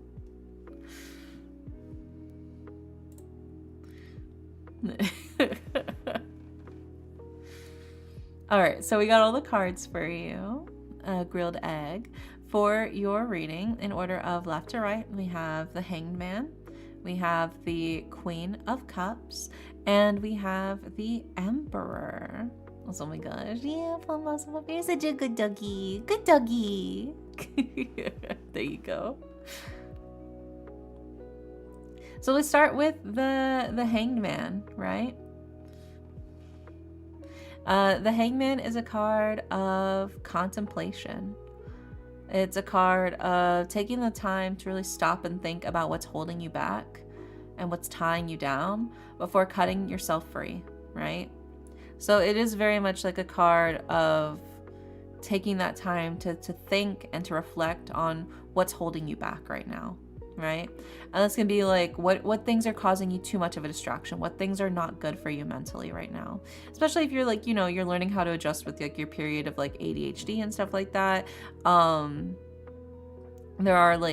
There's a lot of resources. I will say there are a lot of resources for like things you can do to help you focus with ADHD. Personally, for me, I don't know if it's just ADHD or it's something else, something more, but I need to have music or a movie that I've already watched playing when I'm working on stuff. I have like a set selection of movies that I pick from for whenever I need to like lock in and get a fuck ton of work done. I have seen all of these movies no less than like 100 times. I'm not even exaggerating. I have seen all of these movies so many times, but I put them on because I know exactly what's happening because I've already seen this movie, right? I'm well aware of everything that's happening. I could probably quote these movies. But I put them on the background, and when I put them on, I only watch them when I'm working. So now I've associated these specific movies with, okay, I gotta lock in and get my work done, right? Which helps you sort of like actually be productive, because then I'm like, well, I just have to work during the duration of the movie. And then whenever I'm on my little Pomodoro breaks, I get to watch the movie for like those little break times. I get to like, you know, put my pencil down. I get to watch the movie. It's a comfort movie. Yeah. My wife has comfort shows for that. Yeah. I have certain songs for looping. Yeah, I like to listen to a lot of Vocaloid music when I'm working too. It's either I'm listening to a lot of Vocaloid music or I'm watching this list of like 7 different movies that I'm picking from. I like to put on motorcycle riding footage while I'm working. But yeah, I think just having something in the background helps immensely with sort of keeping focus for me as well, especially. Like, because sometimes I'll put on like YouTube videos, like long, like hour and a half long YouTube videos of like people ranting about some sort of like obscure topic. I'll put those on too, but for the most part, I tend to prefer the movies I've already seen because I don't have to pay too much attention to them, you know? Because I already know everything that's happening. I can look at a glance and I'll know, oh, we're at this scene. Oh, this is everything that's happened before, you know? So for me, that's what works. And then I know that like I can just focus on on actually working, but I still have the sound and everything going on. It's a good way. And I know that's very popular with a lot of people who have like ADHD or ADHD, to have that kind of stuff going on in the background to keep them focused. For whenever I have to do chores, I will put on a song, or if I'm like cooking something, you know, and there's like a timer, I'm like, okay, well I have, you know, 2 minutes until this thing is done in the air fryer. So in the 2 minutes, I'm going to put away as many dishes as I can. I'm gonna put away all the dishes I can in this 2 minute span, and reload the dishwasher in this 2 minute span, and just basically try to do as much as I possibly can in cleaning for this duration of 2 minutes until the timer clicks off, you know? I do like movie or anime scores. Yeah, those are good, but I need something more like intense for my brain to focus. That's why I like the talking, or I like the Vocaloid songs, because the Vocaloid songs are very upbeat. They've got very high BPM. They keep me animated, they keep me awake. The movie and anime scores tend to just make me cozy and sleepy, which isn't ideal for work when I need to lock the fuck in, you know? But yeah, I think it's just a matter of, you gotta find what works best for you. There's a lot of different things that different people like to do, you know, as you can see just within the comments here of what people prefer. But I think it is a matter of like doing things for you, doing things that help you, and finding what works well for you, right? Going back to your actual reading. We have, like I said, with the Hangman, taking the time to stop and think and reflect about what's working for you and maybe what's not working for you. What things are causing you distractions? What things are stopping you from doing what you actually need to do, right? And then we followed up with the Queen of Cups, right? And the Queen of Cups is somebody who's very artistic, very dreamy, very romantic, very much a visionary, somebody who's taking charge with their imagination. And I feel like the cards are kind of saying, this is your strong suit. You should utilize this. One thing I also heard that this also kind of reminds me of is people have like different outfits that they wear whenever they're doing different tasks. Like I know somebody who will literally dress in like a cute maid outfit and pretend to be a hired maid for their own house, so they'll clean everything. For me, whenever I used to do the dishes as a kid, because I hate doing the dishes, dude. I'm so glad I have a dishwasher now, but whenever I used to have to hand wash all of the dishes, the thing I would do to make it more bearable is I would pretend that I was an infomercial guy. I was Billy Mays, and I was showing off the power of the cleaning power of my dish soap. And I would be like, look, it just scrubs right off with no mess, easy grease cutting power. I would do that shit as a kid. And even now I still think about it whenever I have to do, the rest of the dishes by hand or whatever, if the dishwasher's full. Rubber gloves were a game changer. Yeah, I think rubber gloves definitely helps too. Billy Mays here with the special TV offer. Yeah, I would literally pretend I was an infomercial person. Indie Mays. And that's how I would get through doing the dishes. I would literally like role play in my brain, pretending that I was an infomercial person. So role playing works wonders in getting shit done. The kitchen gun, bang, bang, bang. No more grime. Oh my god, dude. I would love the kitchen gun. But yeah, you'd be surprised. But I think your imagination is something that you can definitely make work in your favor with a lot of this as well. Also, good night, Plum Blossom Pop. Sweet dreams. Good night, good night. And then, yeah, role-playing saves the day once more. Exactly. All of you who aren't role-playing, you're missing out. You just gotta get in there. Also, Jeremy, thank you for the streak. Oh my gosh. Thank you for the stream streak. But yeah, then that brings us to your final card, which is the Emperor, which is a leader, somebody who's taking charge, somebody who works hard, and this is showing the results of their hard work, So thanks for grabbing your daily pillow, Mita. So I think in this instance, the cards are like, use your strengths to your advantage and be proactive in taking action. Also, if you've got ADHD, you cannot wait to do it later. That's the devil talking. When you say, oh yeah, I'll do it later. No, you won't. No, you won't. You gotta do it now. You gotta do it now or it's not gonna get done. You have to. It's the law. As much as it's painful and it feels like stabbing, yourself with a knife over and over again, you have to do it. You have to do it now. It's not gonna get done. It's not gonna get done. You're gonna tell yourself, oh yeah, no, it's fine. I'll do it later. I'll do it later. And you won't. You won't do it later. That's the devil talking. Don't fall for that trick. Don't fall for that trap. You gotta do it when you think about it. There is no later. There is now or never. Exactly. One time I told myself, oh yeah, I just finished doing my laundry. I'll put my clean clothes that are in my basket. I'll do them. I'll fold those and put those away later. He did not, in fact, put them away later. Instead, he just fished through the clean clothes basket to grab the clean clothes whenever he needed to use the clean clothes. And just put the dirty clothes on the floor next to the basket.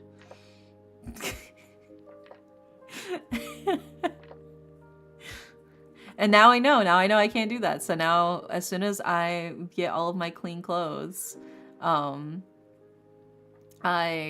dump them onto my bed and I immediately start putting them away.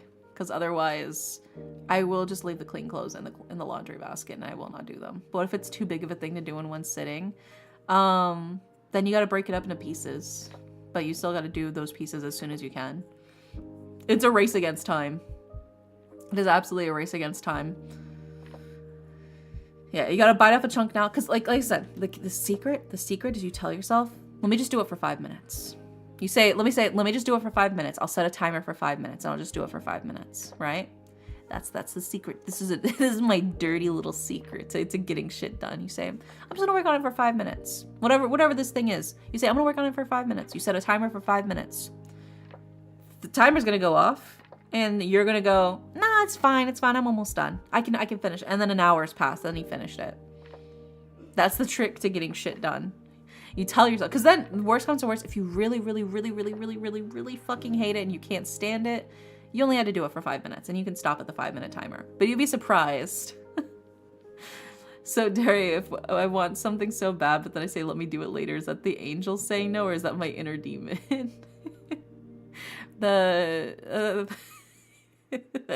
I don't even know. But it does suck because I do that all the time. I'm pretty bad with that. Because I'll tell myself I need to eat. It'll be like hours later and I'll start to feel nauseous and I'll be like, I need to get up and I need to make food. And I'll just still sit there and I won't eat, you know? Around every corner lurks an assassin who wants to kill your attention and motivation. You must use them to the fullest while they live. They cannot be safeguarded. It's like, I'm just gonna have a few of these barbecue flavored potato chips, and before you know, you almost went through the whole party pack. Yeah. Well, yeah, but it's also like, because there are absolutely things I want to do, and I cannot be asked to do them. Things I would love to do. Things that I need to do also, that would be great, and I can't do it, you know? So there will be instances where I do not want to cook. I do not want to cook. I will literally just starve for like fucking 16 hours since my last meal, but I can't be asked to get up from my chair and go cook. So instead I just don't eat. It's not a good habit to have. But it is something that I can't really fight, you know? It's because I legitimately cannot get up. And I cannot cook. The thought of having to get up and go into the kitchen and cook is so daunting that I would rather just not eat at all. And it's not healthy. It's not healthy. It's not good. But that is a very common thing. And that's why sometimes it'll be like 16, 18, 20, 24 hours since I've last eaten sometimes. I try not to. I try as soon as I get the motivation, I always try to get something to eat. But it is something I deal with, and you know, I always need a ready-to-eat snack. But see, sometimes it's even just the thought of getting up and going to the kitchen, you know, because I also have depression too, and the depression hits pretty hard as well. And so the idea of having to get out of bed to go into the kitchen to get food, even if it's just like a pre-made snack, it's like that's too much effort. I'd rather just starve. That's too much effort. I'd rather just lay here and rot. Which isn't healthy. It isn't healthy. I'm working on it. But yeah. Yeah, I keep a pack of pepperoni sticks. Oh, that sounds so yummy. Pepperoni. That sounds delightful. Yeah, I mean, I would have granola bars. Like the box of granola bars by my bed. But I haven't bought them in a while because I keep forgetting to buy more. But that is something that I would do, is I would keep a box of granola bars by my bed. So if absolutely necessary, I could just like shove a granola bar in my mouth. Sometimes my boss is like, have you eaten today? And I'm like, no. Yeah. Unless, does coffee count? I've had coffee today. I've had half a cup. I'm not done with my coffee yet. That is getting cold. But yeah, no, it's definitely a bad habit. But I think it's important to recognize what your bad habits are so you can try to address them, because you have to accommodate for it. You gotta figure out how you can best accommodate for whatever bullshit your brain decides to put you through, you know. So take charge, be proactive, and be creative. Use your creativity to come up with unique solutions that work for you. It doesn't matter if it's seen as weird by other people. If it works for you, it works for you, you know. So think about what you can do for yourself. There you go. There's your reading, grilled egg. We got so sidetracked with our discussions. I usually like to have chalky bites. Sometimes I do need my wife to yell at me to get up and eat before I move. Yeah, sometimes I'll be like on call with Harper and I'll be like, Harper, I need you to tell me to get up and get breakfast. I'll like, cause I can't tell myself. That guy's full of shit.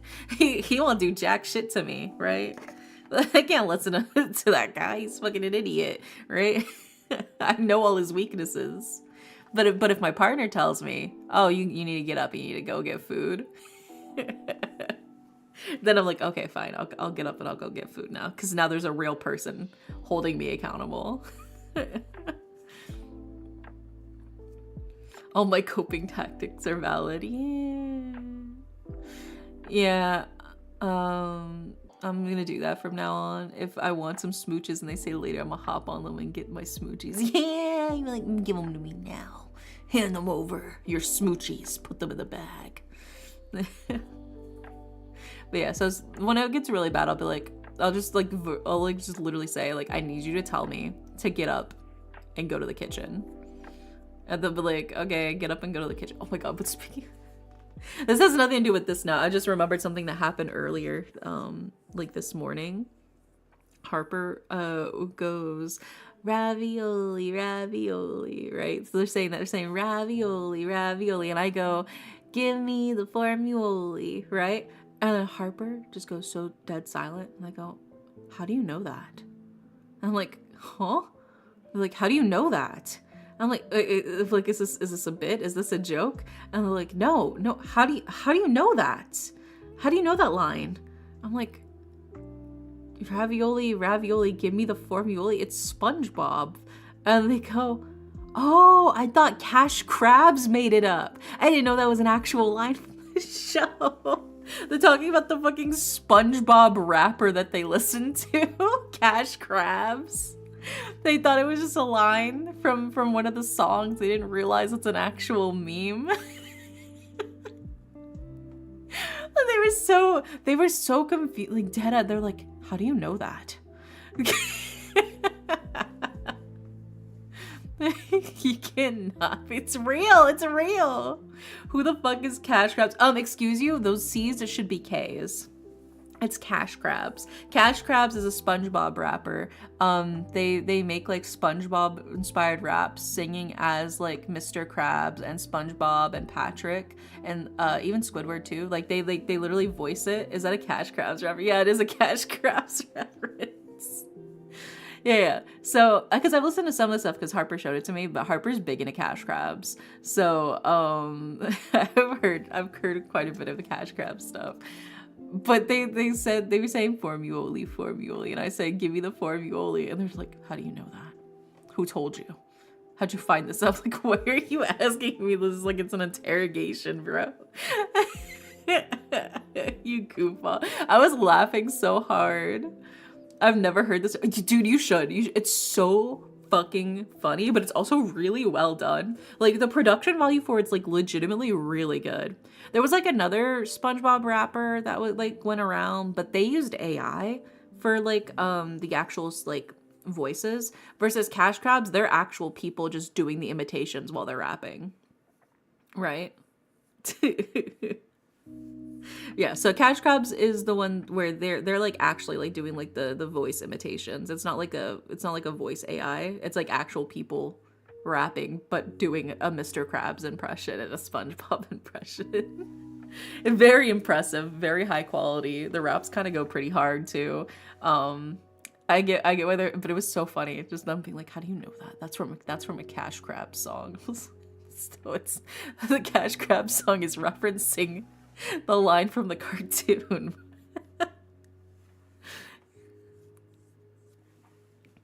But yeah, it was very silly. But yeah, you guys should check out Cash Crabs, I suppose. Anyway. Glorp, there's a name, yeah. Their name is Glorp. I love Glorp. Glorp's my favorite fella. He's just a little guy. I like money. Yeah. It's so good. It's so good. It's so silly. I love silly shit like that, man. All right, let's see. Next up in the queue is... I believe next up in the queue is Benny. Yep. All right, Benny. And Benny wants a general reading. So let's see what we got for you. Yeah, it is, Bunny. No. You're a mod, Leonix. You have to be nice. It's the law. Otherwise, because I could do something crazy. I could mod Benny. I could. I have that power. And if I think it's funny, I might.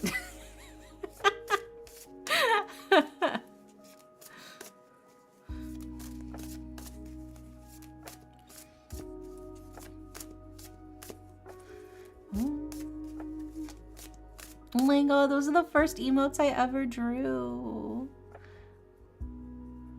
Oh my god. Look at that. I drew those emotes like, like 8 years ago. They're so old. Have they rolled out that supermod feature yet? I don't know, have they? No, don't do it because Betty can actually hurt us for bullying. Nah, it's fine, it's fine. Ah. Alright, now we're reading for Benny. Let's see what we got for your general reading, Benny.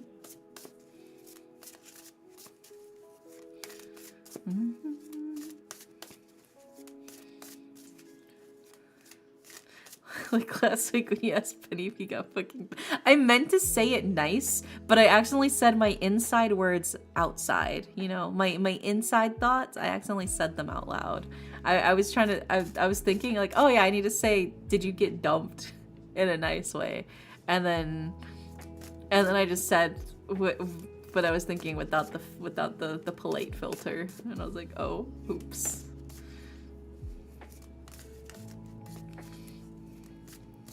But he would just bully me instantly. Mods don't always have to. It's because mods are supposed to be nice to the non-mods. You recently dumped for being a... I didn't say background character. Okay, I never called you a background character. I told you that you were a second male lead. All right, you're the second male lead.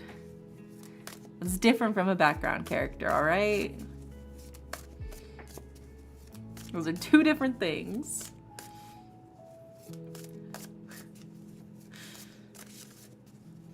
Leonix bullies me constantly. Oh, is that so? That sounds like I'll have to have a stern talking to Leonix. I'm always nice to non-mods. I don't know, you're not sounding very nice to Benny right now.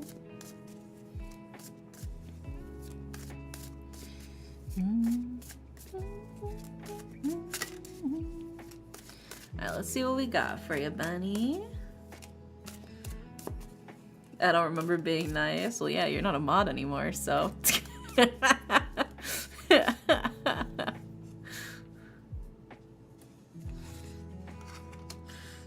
see.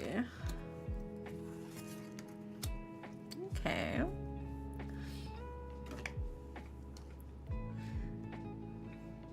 You're good, you're good. I'm just teasing you. Let's go ahead and put these up on the screen. We've got the first card. There we go. And then the second card is... And then the third card...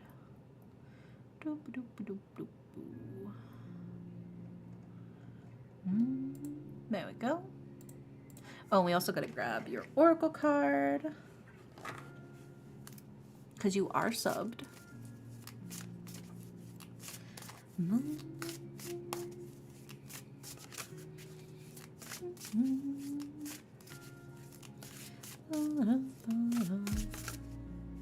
You are? Yeah, you are. Yeah, you're subbed. You see the little golden cloud next to your name?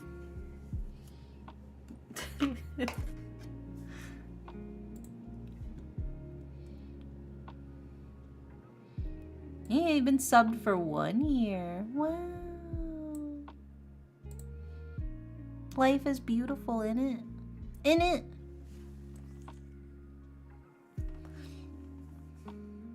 There you go. All right, so we got all of the cards for you for your general reading.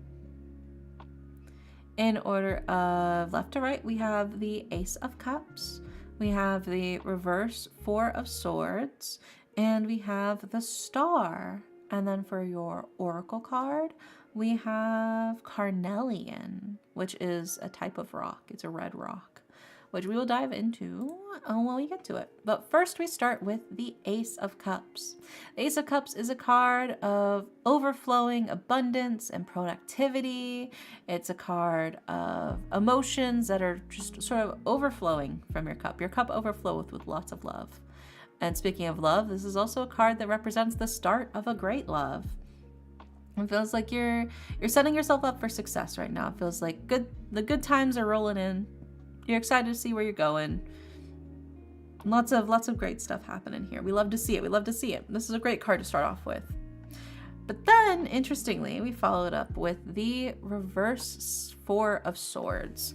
And while the Four of Swords is normally a card of like healing after a battle, the reverse Four of Swords is sort of like patching up your wounds temporarily before you charge back out there. You're still fighting. Things are still kind of, you're still getting situated. You're still bandaging yourself up right now. But right now, this is also a breather. This is a chance for you to breathe, ground yourself, sort of reorient yourself in what direction you want to head in. The battle is not over. You still got to go out there. You still got to fight. But this is still your chance to breathe. This is still your chance to recuperate. Like I said, tie up all your wounds, clean yourself up a little bit before you pick back up your sword and you charge back out there on the battlefield, right? That's what the reverse Four of Swords is kind of all about here. And then we followed up with the Star. And the Star is a card of transcendence. It's a card of intuition. It's a card of spiritual growth. It's a card of sort of like becoming more than what you initially were. So it is this feeling of you're becoming something more. You're becoming, I think you're growing into yourself. You're becoming more comfortable with yourself and who you are and who you want to be. This is a chance for you to really sort of reach a sense of enlightenment about what it is you like, what it is you don't like, who it is you want to be, and like taking those steps to become that person, So it feels like, yeah, you're doing your best. I think you're taking everything in stride. You're still out there fighting, but right now this is your chance, I think, to sort of get yourself situated, clean yourself off before you charge back out there. But ultimately, I think this is a good path for you, and it feels like you're doing a lot of good things for yourself, especially mentally. I think mentally you're putting yourself in a much better position to help yourself succeed, right? Finding that ideal version of yourself that you want to become. And then following it up, we have your Oracle card, which is Carnelian, which is a card of energy and leadership and creativity. Again, this is you taking charge. This is you finding your energy, finding who it is you are, who you want to be, and becoming that person, right? Becoming your ideal self. And it is very much a card of, like I said, taking charge, being a leader, moving forward with who you want to be. And I think this is a perfect card that you want to get for change, right? For being the change in the world that you want to be, So ultimately, I think this is a pretty solid reading. I think it's sort of telling you, yeah, things have been rough. Yeah, you're still healing from some stuff. But ultimately, I think you're looking at a lot of things in a very positive mindset.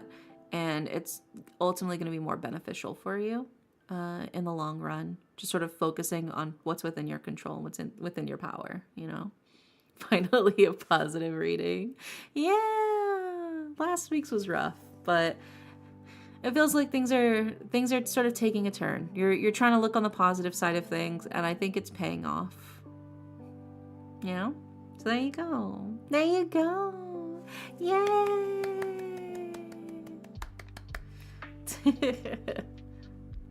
Very proud of you. Good job. Hopefully that gives you some extra encouragement then.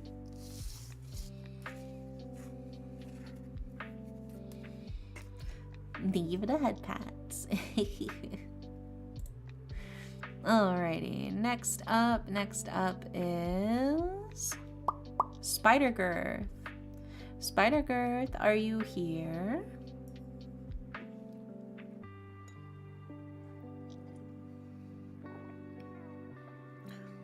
I think I'm just gonna chug the rest of this coffee. It's getting cold.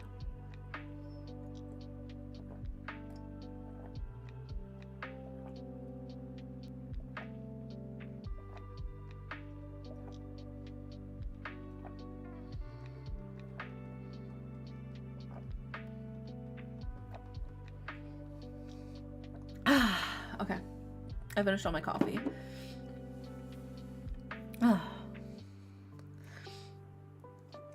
Oh my god, Jeremy. Redeeming the cover song right now. Oh my goodness, look at you. Look at you being all silly willy. Alright, let me see. Oof,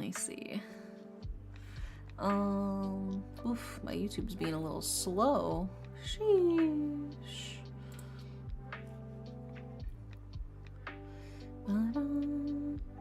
Well, let's go ahead and play the cover song then. Let's see, where is...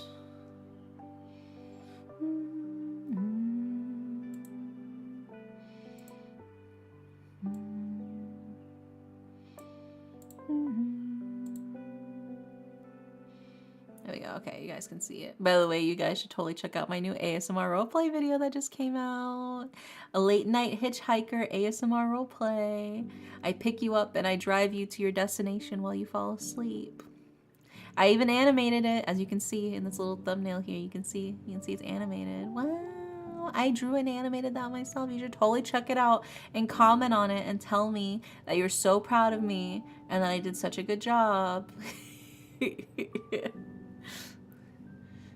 Yeah, and then, okay, so we gotta play the video for Boca della Ferita. Where is it? There it is.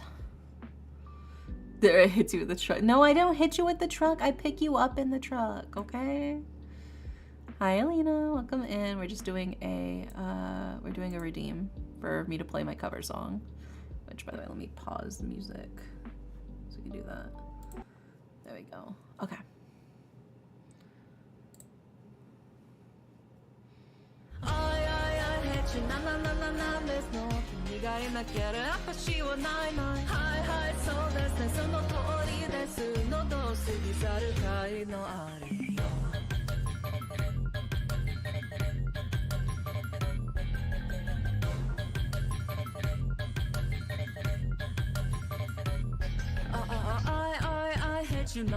なんですの君は軽薄くたべらだらけ私一個じゃいられないそれは常にひしひしあなたは Why don't you の点でダメですの意味があるなら言葉にせずに正しい態度に示さなきゃつべがつくと終わらないままになる Top secret 出さないように So I hate you なんですの君がいなければ私はないはいはいそうですねその通りです喉を過ぎればそれは真実あるべき場所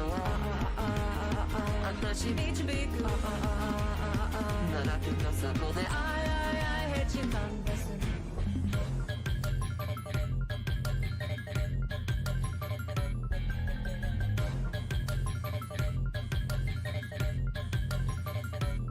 かなりI hate you なんですのやはり軽薄好奇の私乾いたそこで引きずるの君が微妙に今ほど高めなの Top secret 愛に日常が喉を焼くさせる Secret 今な出てこないで I hate you なんですの君がいるから私聞きたいはいそうですねその通りです曲を越えて落ちたこの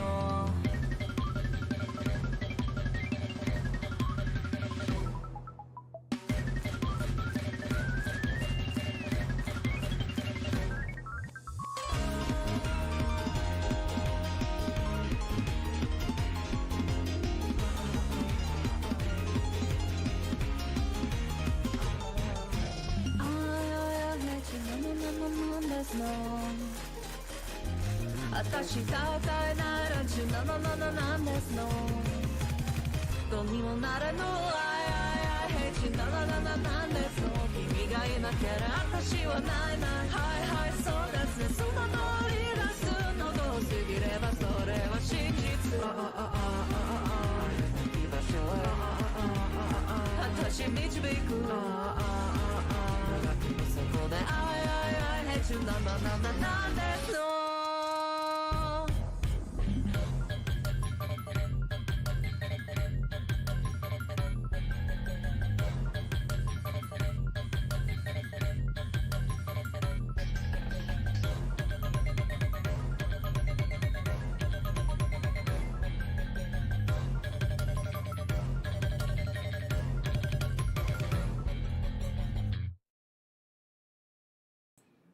There we go.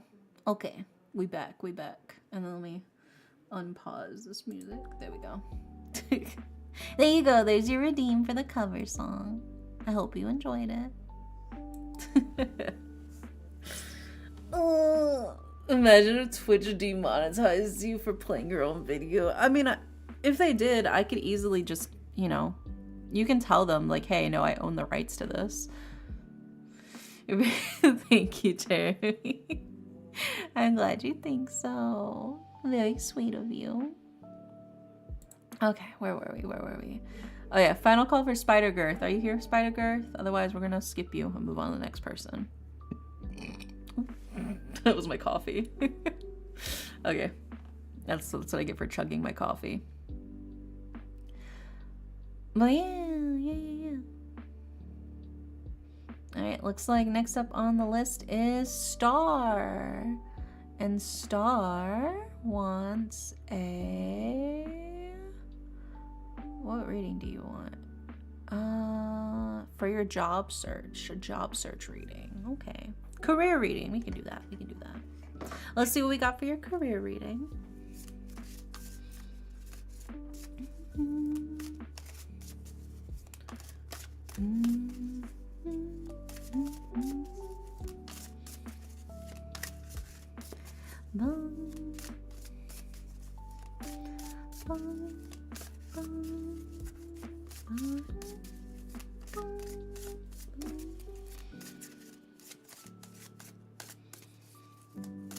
It's currently negative 30 degrees Celsius, but it feels like negative 40. Oh no, that's so chilly. That's so cold. No, thank you. So you gotta stay bundled up, stay nice and warm. Gotta get your heated blankie. And your slippers. And your socks. Gotta get fully bundled up. Also, thank you for the hydrate. Yeah, bundle me. Yeah. I'll wrap you up nice and warm and snuggly. You're gonna be a little blanket burrito. I need a new job. 4 years of retail is enough. Ooh, I feel you. Retail is rough. I got my sleeping bag. I'll be warm. Yeah, make sure you take good care of yourself.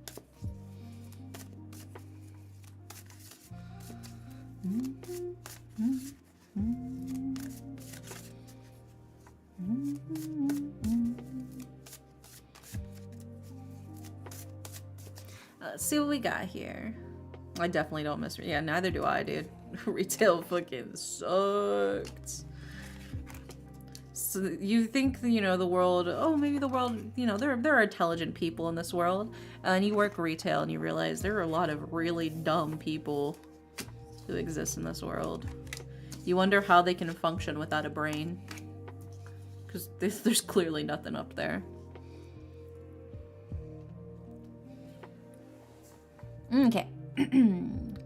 We got all of the cards for you, so let's put them up on the screen. Star. Starting with 18 plus tarot. God smite us, we've gone too far. Nah. We could still go further. I believe. We could get something spicy happen in here.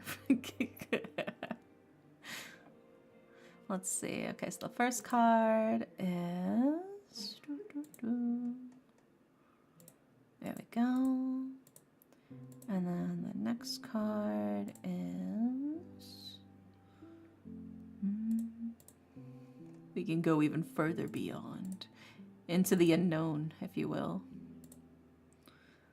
And then the last card is...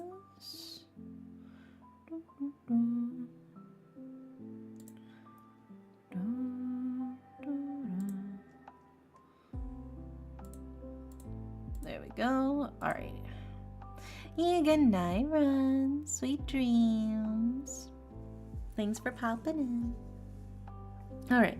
So star for your career reading in order of left to right. We have the Nine of Swords. We have the Hanged Man.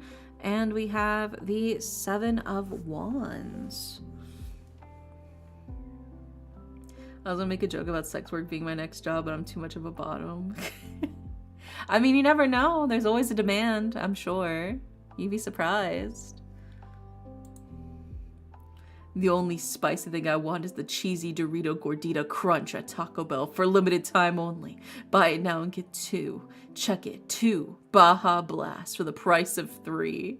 Oh my god, wait, you have to pay for the price of 3 to get 2? You're paying more. You're paying more for less. We're that 50-50 perk in life. It sucks, but it's also good. I believe in you. I believe in you.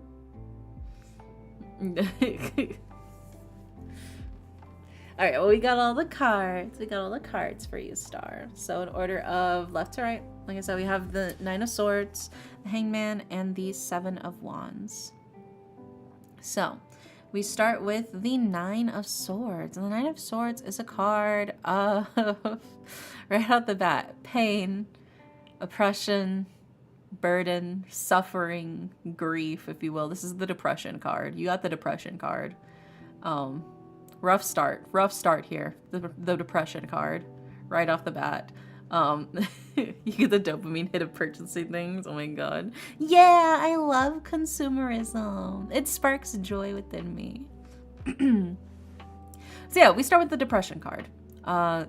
You are depressed, says the Nine of Swords. And we so the Nine of Swords is the retail. Yeah, the Nine of Swords is this is the retail card. But then we followed up with the Hanged Man, right? And the Hanged Man, like I said before, is a card of contemplation. It's a card of what's holding you back, what's tying you down, what specifically is making you feel miserable about, like, retail, right?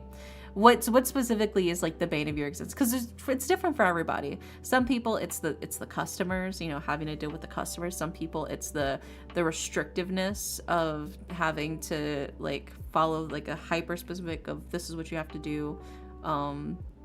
Especially if you're doing things like shelving or if you're doing things like all that other stuff. But what specifically is driving you insane? I think this is like the card that's asking you, like, what specifically do you hate the most about retail, right? Because when you know what specifically is driving you crazy, which for me, it was the really, really, really stupid fucking customers. I've told you guys before, I had to explain to somebody that in order to do an online grocery order, you required internet. I had to spend 20 minutes explaining that to them. And that I couldn't just accept their credit card number over the phone to buy the stuff for them and then drive to them to bring them their groceries. That's not how it worked. And then they told me I was ableist and they were going to tell the disability board about us. There's a lot of interesting characters that shop at grocery stores, man. It's a mix of customers, a big manager, shitty coworkers, and just generally you need to do something different. Well, I think that's a good start, is understanding kind of like what all you feel is holding you back. But then also you can think about what things do you like? What things do you do at your job that you do enjoy, you know? And maybe you like, you know, keeping inventory in check. Maybe you like, you know, cleaning or something else. But what are the things you do actually like about that job? Because I think if you can hone in on the stuff that wasn't so bad or that you actually kind of enjoyed doing, I think that can also help you find a leg up into where you want to transition to next. you know, where you want to go from there, right? So I think that's definitely something to look into as well. I like that the 3 people that treat me like a person. Well, yeah, but like I'm talking about like in terms of like the actual job like description itself. What about the job description? What about your actual task that you're doing is like bearable, you know? Because there's got to be like something that you're like, yeah, I could handle this. You know, if we take out all the other bullshit out the equation, I could handle doing this, right? There's got to be at least something. You know, and I think that can sort of help you figure out, you know, I hate the work itself, but there's nothing, because like I didn't mind doing inventory. I didn't mind, I especially liked doing the personal shopper stuff where I just had like the list of everybody's groceries and I would just like go to the store and I would basically shop for them. I liked doing that. That was relaxing to me. I hated dealing with customers face to face and in person and like standing at the register. I hated being on the register, but I liked doing the personal shopping stuff, you know? There's always a damn customer, they asking me where the damn fruit section is and it's right in front of them. Oh my God. Yeah, we had a very ample alcohol section. We had a giant alcohol. It's like half the store is the alcohol section, right? And there is a giant neon sign that says beer with a glowing arrow hanging from the ceiling that's visible from when you walk in from the front door, and people would still stop and ask me where the alcohol was. It's like there's quite literally a giant neon sign with an arrow pointing towards the alcohol. And yet they would ask where the alcohol is. It's hanging from the ceiling. People don't look up, but it's like within view because like it's like towards the back of the store. But it's like crazy. I don't know. It's like completely visible. As soon as you walk in, you can see the sign. I don't know. Some people are just as more just my only option but 4 years of patience looks good on a resume. Yeah. But I'm just saying, like, think about like what it is that you do like doing, what it is that you think you can take with you into whatever new prospects you're looking for in terms of a job, you know? And then following that up as well, we have the 7 of Wands. And the 7 of Wands is a card of it's a struggle. It's going to be a confrontation. It's going to be difficult, I think, to find a new job, but it's going to be well worth it. You know, this is a card of things are difficult, but it's not going to be anything more than you can handle, right? This is a time of trials, but it's well within your abilities to handle it, you know? So as scary as it can be, I think the key points from this reading are, what are the things that you can take away from this? What are the things that you can use to your advantage? And recognize what it is that you can actually work with. And then as you put that forward into your new job search and stuff like that, I think it'll be a lot easier to use your prior experience to find something better for yourself. I once was asked where something we don't sell was, and when I told the customer we don't sell it, she told me to, Some people, they just don't see like retail workers as like people. It's crazy. I don't know what's wrong with them, but yeah, I'd say the key thing here is just use everything within your abilities, I think, to really just make this shine on your resume. Find what your strong suits are, and then utilize those to the absolute max. And like I said, like you said too, for working at a place for 4 years is a good look on a resume, showing, you know, consistency and dedication. So for sure. But I don't know, hopefully that helps. Maybe that gives you a stepping stone for where to go next in terms of job hunting for a new job, new things to do. Like I said, just take a breath, look and analyze what you can, and squeeze every last drop of it that you can for yourself. My real strong suit's how hard I work. Well, don't let the employer know that they're gonna ring you for every bit you got, right? You should work as little as you can for as much as you can.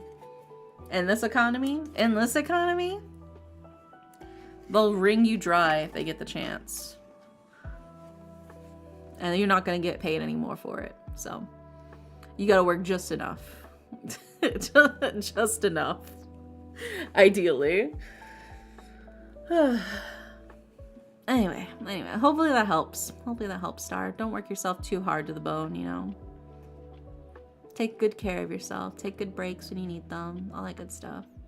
As long as I can pay my rent and bills, I will bust my ass. Yeah, but then you gotta make sure you're getting paid your worth, you know. Because I've busted my ass working at my fucking job before too, and then I found out that even though I had been working there for 4 years, the people who were being hired were being paid more than me after I had been working there for. I was there I was hired before the store had been finished being built, right?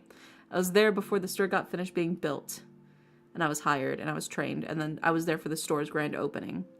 4 years later, the new employees who were just hired were being paid like $2 an hour more than I was. Is that not insane?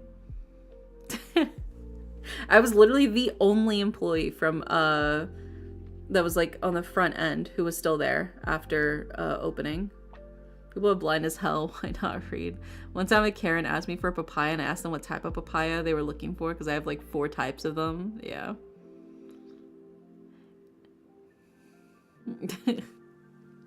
Yeah, there's a bunch of different papayas. You gotta find a good papaya.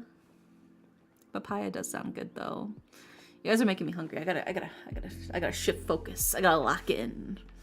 All right, next up is Set. And Set wants a reading for general reading. I'm gonna do a general reading for Set.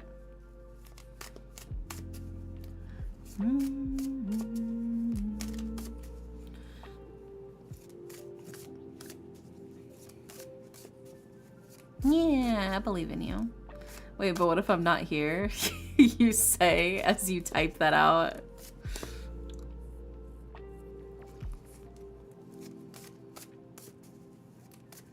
Well, good to know that you are here. Let's see here. So general reading for Set.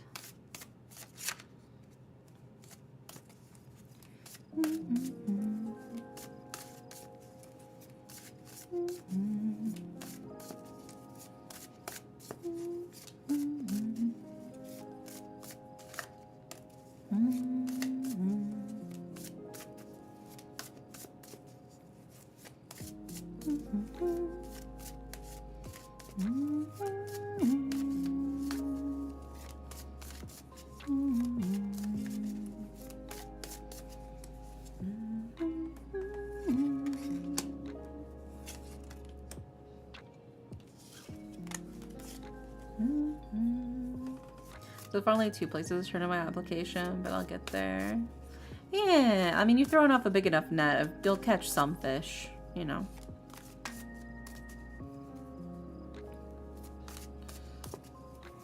But that's extra hard because they've got like fucking AI bots scanning through people's resumes now to turn them down. It's fucking insane.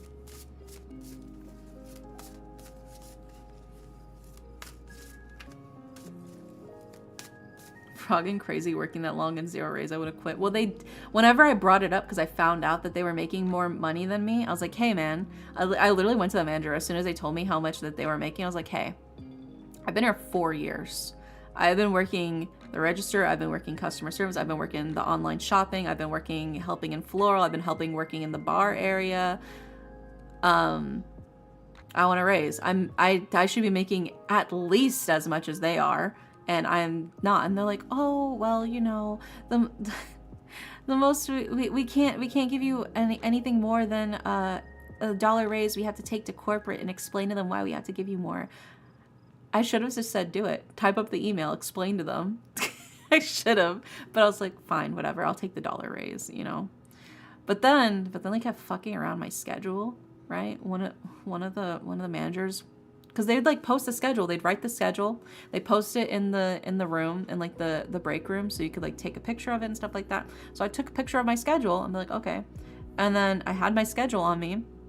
And then they would call me and they'd be like, you're supposed to work today. It says on the schedule you're supposed to work today. And I'd be like, no, it doesn't. I have a picture of the schedule. Like, oh, they changed the schedule. It's like, y'all are gonna change the schedule. You're gonna change the time that I'm working and you're not gonna tell me. Like, no, I'm not coming in. It's not my fault that you changed the schedule and didn't tell me, you know, that you adjusted the schedule. Like, that's not my problem, you know? And so they're starting to get a little bit mad about it. And they're like, we really need you to make sure, because before they're like, oh, we'll check online. We always keep it online, up to date. So then I started checking online. I'm like, nope. Like, oh, well, just check the one that's in the paper schedule that we printed. And so they would tell me back and forth, no, you should focus on the one that's online. No, you should check the one that's on the paper. That's the one that you should do, right? So back and forth, that was whatever their excuse was for whenever they changed my thing. I'm like, we really need you to come in when it's your day. I'm like, okay, well then don't change the fucking schedule, right? So finally, they called me again on the day I was supposed to be off. They called me like, you were supposed to be here. And I said, no, the schedule fucking said I'm off today. That's quote, that's direct quote. I said, the schedule says I'm fucking off today. You need to stop fucking with my schedule. And I hung up. So then the next time I go into work, they pull me into the office like, we really don't appreciate you cursing out and using such foul language to the customer service girl who was calling you to see why you weren't at work.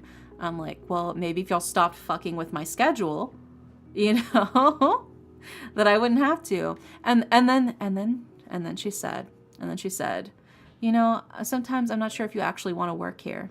You know, I'm not sure if you actually want this job. And I said, I don't. And I said, here. I gave her the fucking, the work phone that I had, because I was like in charge of like the online shopping. I'm like, here. And I left. I literally walked out. And then what's crazy, several months later, that same fucking boss that I quit to, whenever I go in there, because I would still shop there, because it's a grocery store, and it's the closest grocery store to my house, right? I would still shop there. I would go in. She would come up to me. She's like, oh my gosh, Dere, hey, when are you planning on coming back? And I'll go, hopefully never. Hopefully never. She's like, oh, well, you know, we really could use you. We really need you right now. It's been so crazy. I'm like, that's crazy. The same person I quit to. The same person I literally handed my phone in and fucking walked out. Coming back only in my nightmares. I know, dude. It's crazy. They did me so dirty at that job.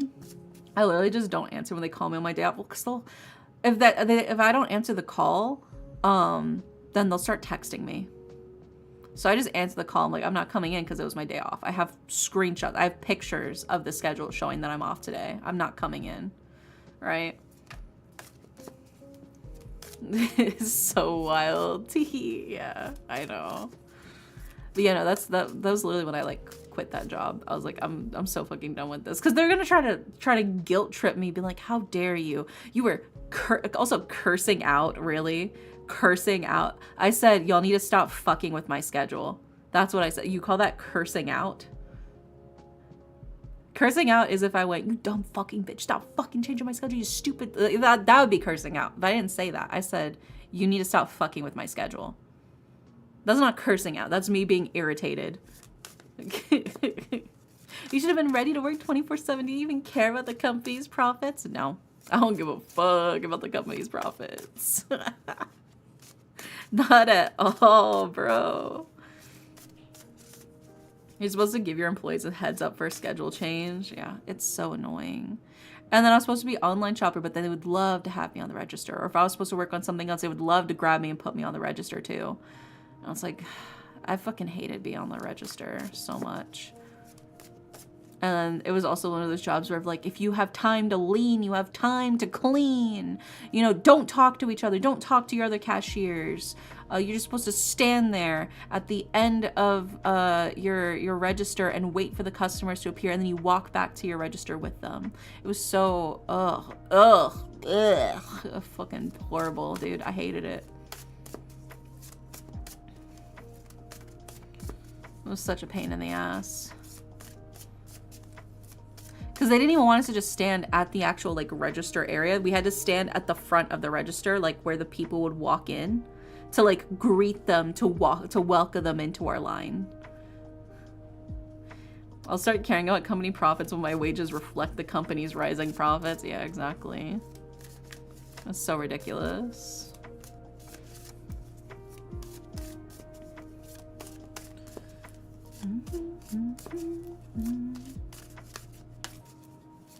Stand there all day, clean the floors with the rag, retile the roof, always smile, never say no. Yeah.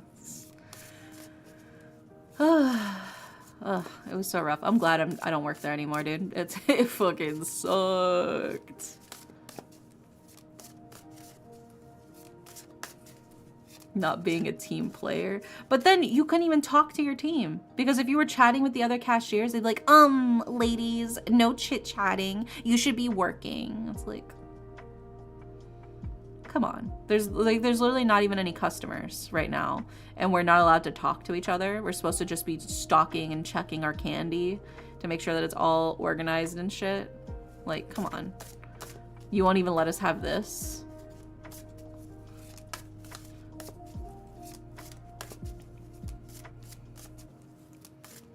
All right, let's see what we got for you, Set.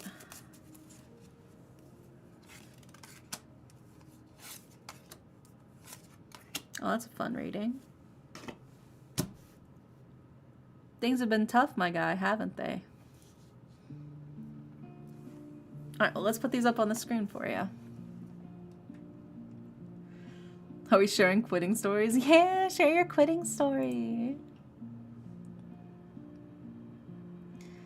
So the first card we've got.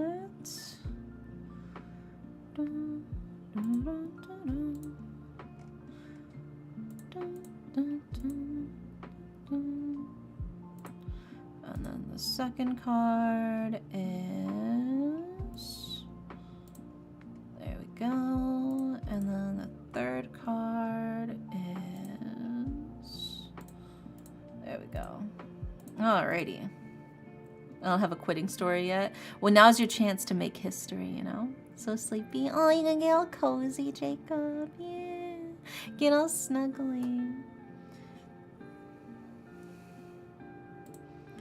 So I was a dishwasher at a Swiss chalet, and they'd make me work 8-hour shifts, 0 breaks, and would punch me out 2 hours early. So I just found a way better job at a steel plant and put in a week's notice. And I come in on the first shift of the week, and my boss is like, "Oh, you only gave us a week's notice. It's a law for 2." And I said, "No, it's not." And she's like, "Yes, it is." And we went back and forth for like 2 minutes comedically. So I head downstairs to get changed, and I'm talking to my coworker, and I realize it's fucking bullshit. So I just walk up to her desk and slam my head on the table and say, "I fucking quit today." Yeah. It's, first of all, it's not. If you're at a employment at will state, you don't have to give 2 weeks notice. 2 weeks notice is courtesy to be nice. 2 weeks notice is courtesy to be nice, but if your employer can fire you the same day, you can quit the same day. If your employer is not required to give you 2 weeks notice that you're about to be fired from your job, you do not have to give them 2 weeks notice that you are about to quit the job. It's just the polite thing to do, but you don't have to do it. It's not the law. So fuck them. Fuck them. I'm Canadian. Yeah. But it's also just like I know, like, especially in like the States, it's a similar thing. Yeah, if they want at least 2 weeks notice, that's got to be in the employment contract. Yeah, it's, for the most part, it's not. Most places aren't going to require that. I was worried I had 3 major arcana again. Nah, you're good, you're good.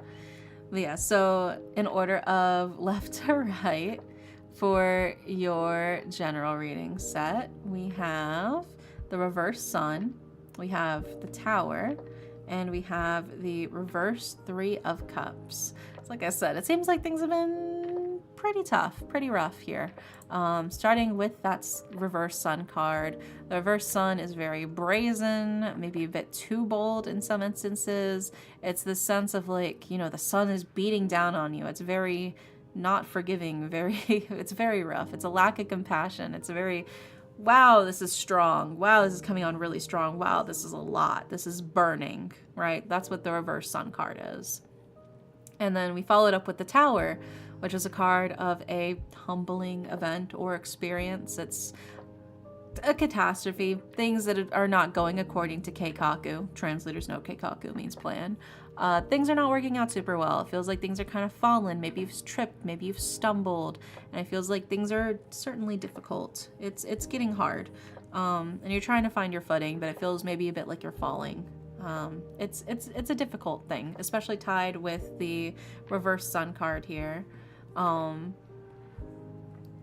it can definitely be difficult, I think, to get overwhelmed with a lot of this sense of like everything kind of feels like it's flashbanging you right in the face, you know? But then we followed up with the reverse Three of Cups, which is also sort of like a card of maybe you should consider other options. Maybe what you're doing right now isn't the best for you.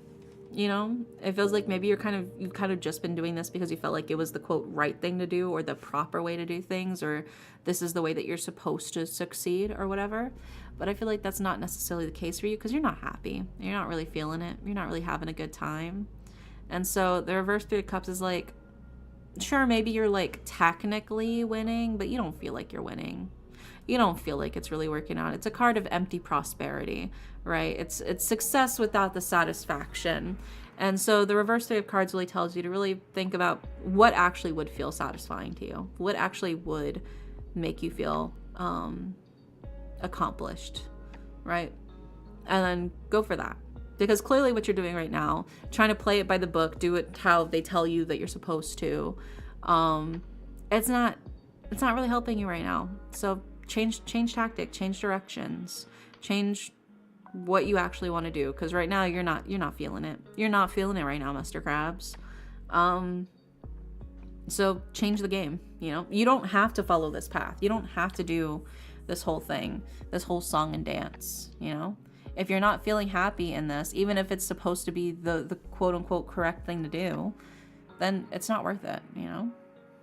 You're supposed to be finding your own joy, your own happiness, your own satisfaction, and you're clearly not getting that from this. So there you go. Oh, and let's also grab your Oracle card too. Let's see what your Oracle card is set.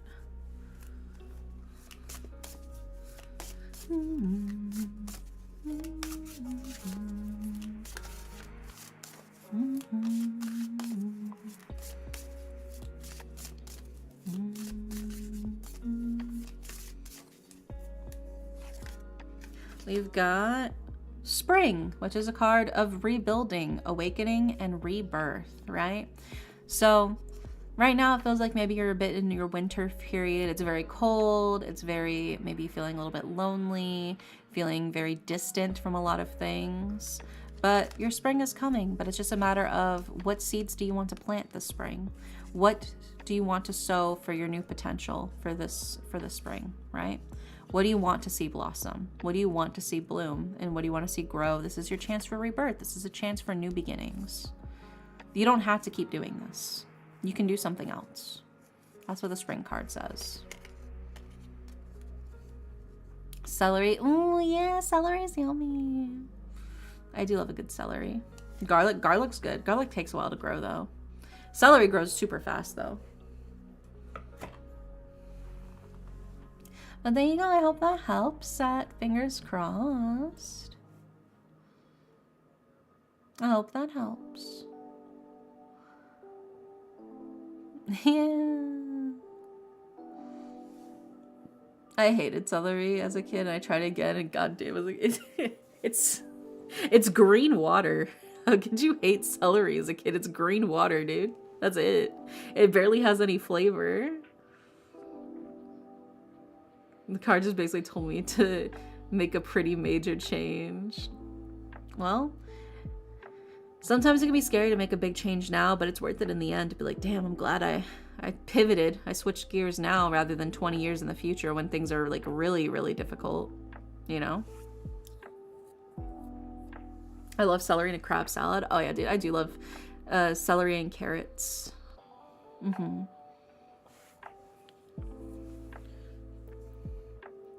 We're doing a last call for Spider-Girth. So Spider-Girth, are you here? If not, we will be raffling off your slot to somebody else in chat. So speak now, Spider-Girth, or forever hold your peace.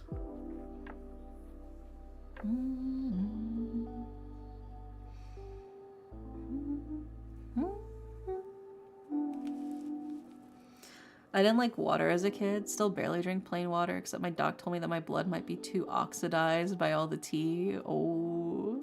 Oh my gosh. Yeah, you gotta drink some water. Oh, you never got your good girl? Oh, it's okay, it's okay. You're a very good girl, Star. Very, very good girl. There you go. Sorry, I probably got buried under the other stuff. There you go. Water's so tasty. Yeah, I do like water. Okay, I think Spider-Girth is AFK. So we are gonna raffle off Spider-Girth's slot. So for those of you in chat who have not gotten a tarot reading from me yet today, and you would like one, I am thinking of a number between 1 through 10, and the first person to guess it can get the reading.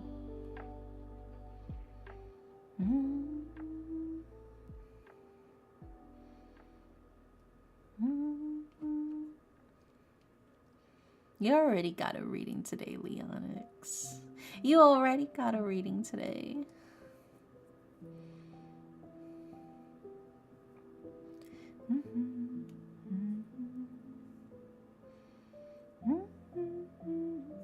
Did you? I'm pretty sure you did. Well, let me double check. I could have sworn you did.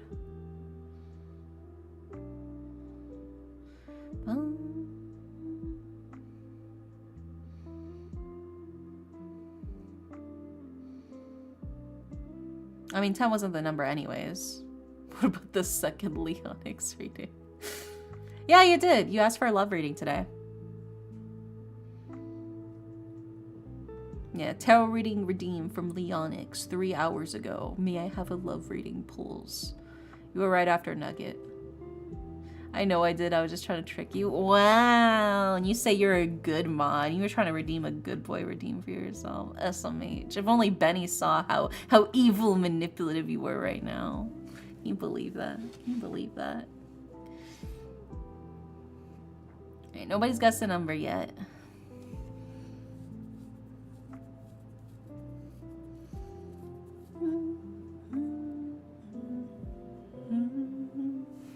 Oh, the number was 2. Congrats.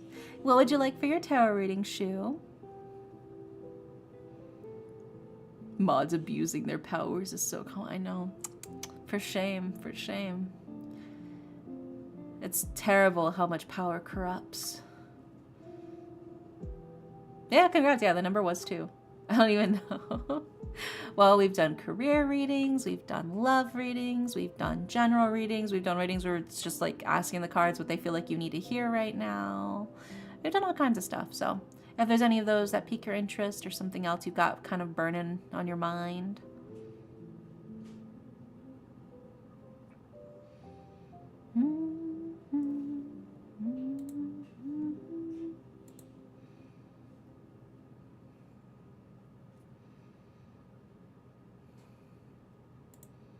Let's go with general life. Okay.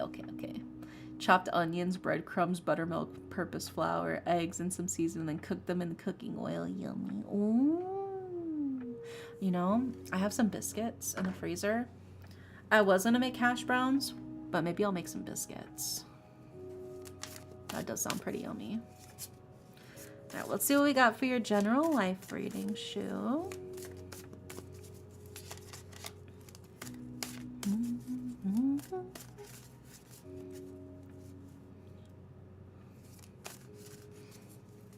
No comment on my gaslighting response though. I was just letting gaslighting people. I've never gaslit anybody in my life, and honestly, I'm really hurt that you would accuse me of such a manipulative practice. It really makes me sad to think that you would see me in such a light, you know?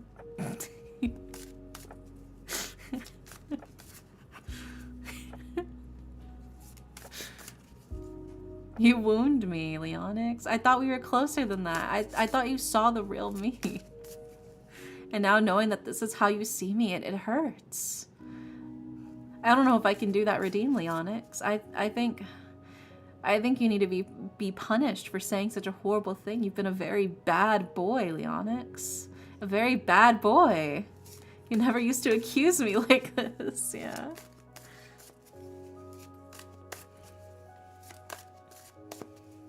Can you believe this, chat? Can you believe how they're just throwing these horrible, painful accusations at me? Of course, no one can see the real you. It came free with your human nature, yeah. Isn't the bad boy redeem more expensive? Leonix just made a profit. Is it? I forgot that.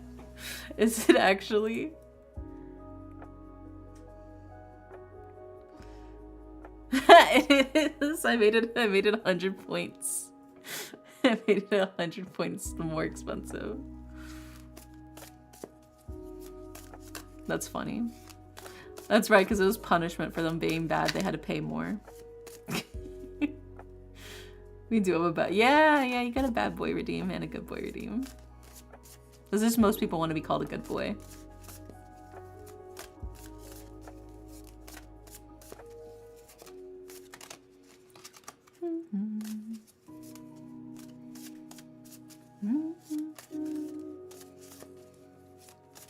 Sorry, I have the whole Uno monologue stuck in my head now. You have Uno! It came free with your fucking Xbox! I'd also like my points refunded as you didn't fulfill the request. No. Rejected. Rejected. You got something of a higher value, therefore I can't refund it. Unfortunately. You know my policy. No refunds or returns, so you better hope it works. I say it every time. Every stream. Yeah, denied. Not mine. I have the oldest Xbox known to man. Dude, I got my Xbox on day fucking 1. You have Uno.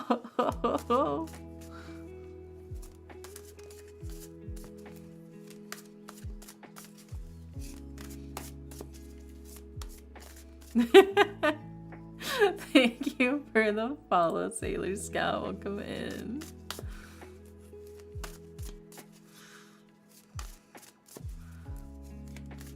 My Xbox came with Uno. Yeah, it did. According to that skit, I don't know. I've never had an Xbox.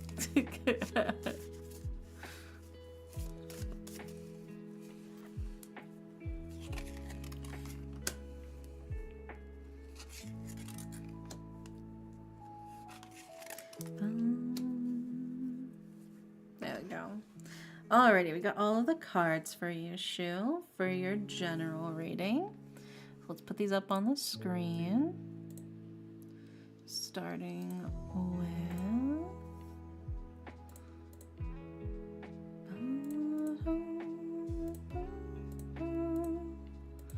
And then the next card is...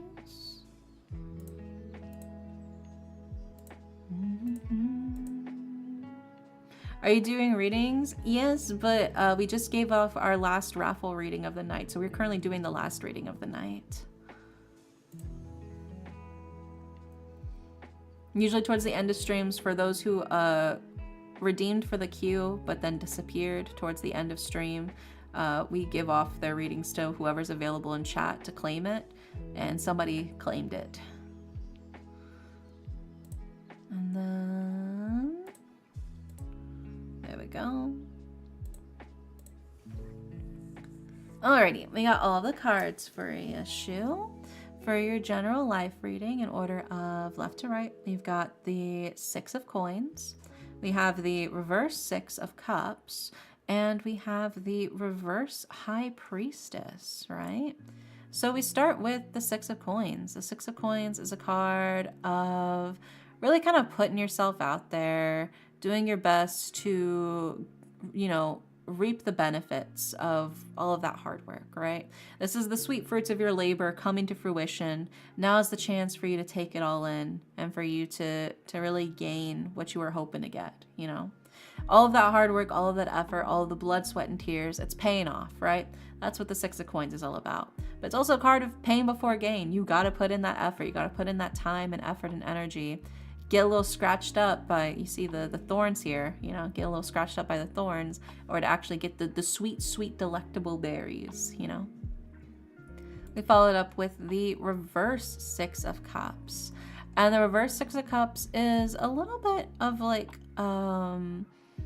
like a hey, like let's be mindful of this kind of card, because reverse Six of Cups is a card of like overly clinging to nostalgia, clinging to the past, wishing for the good old times back when things were simpler, you know, back when things were easier.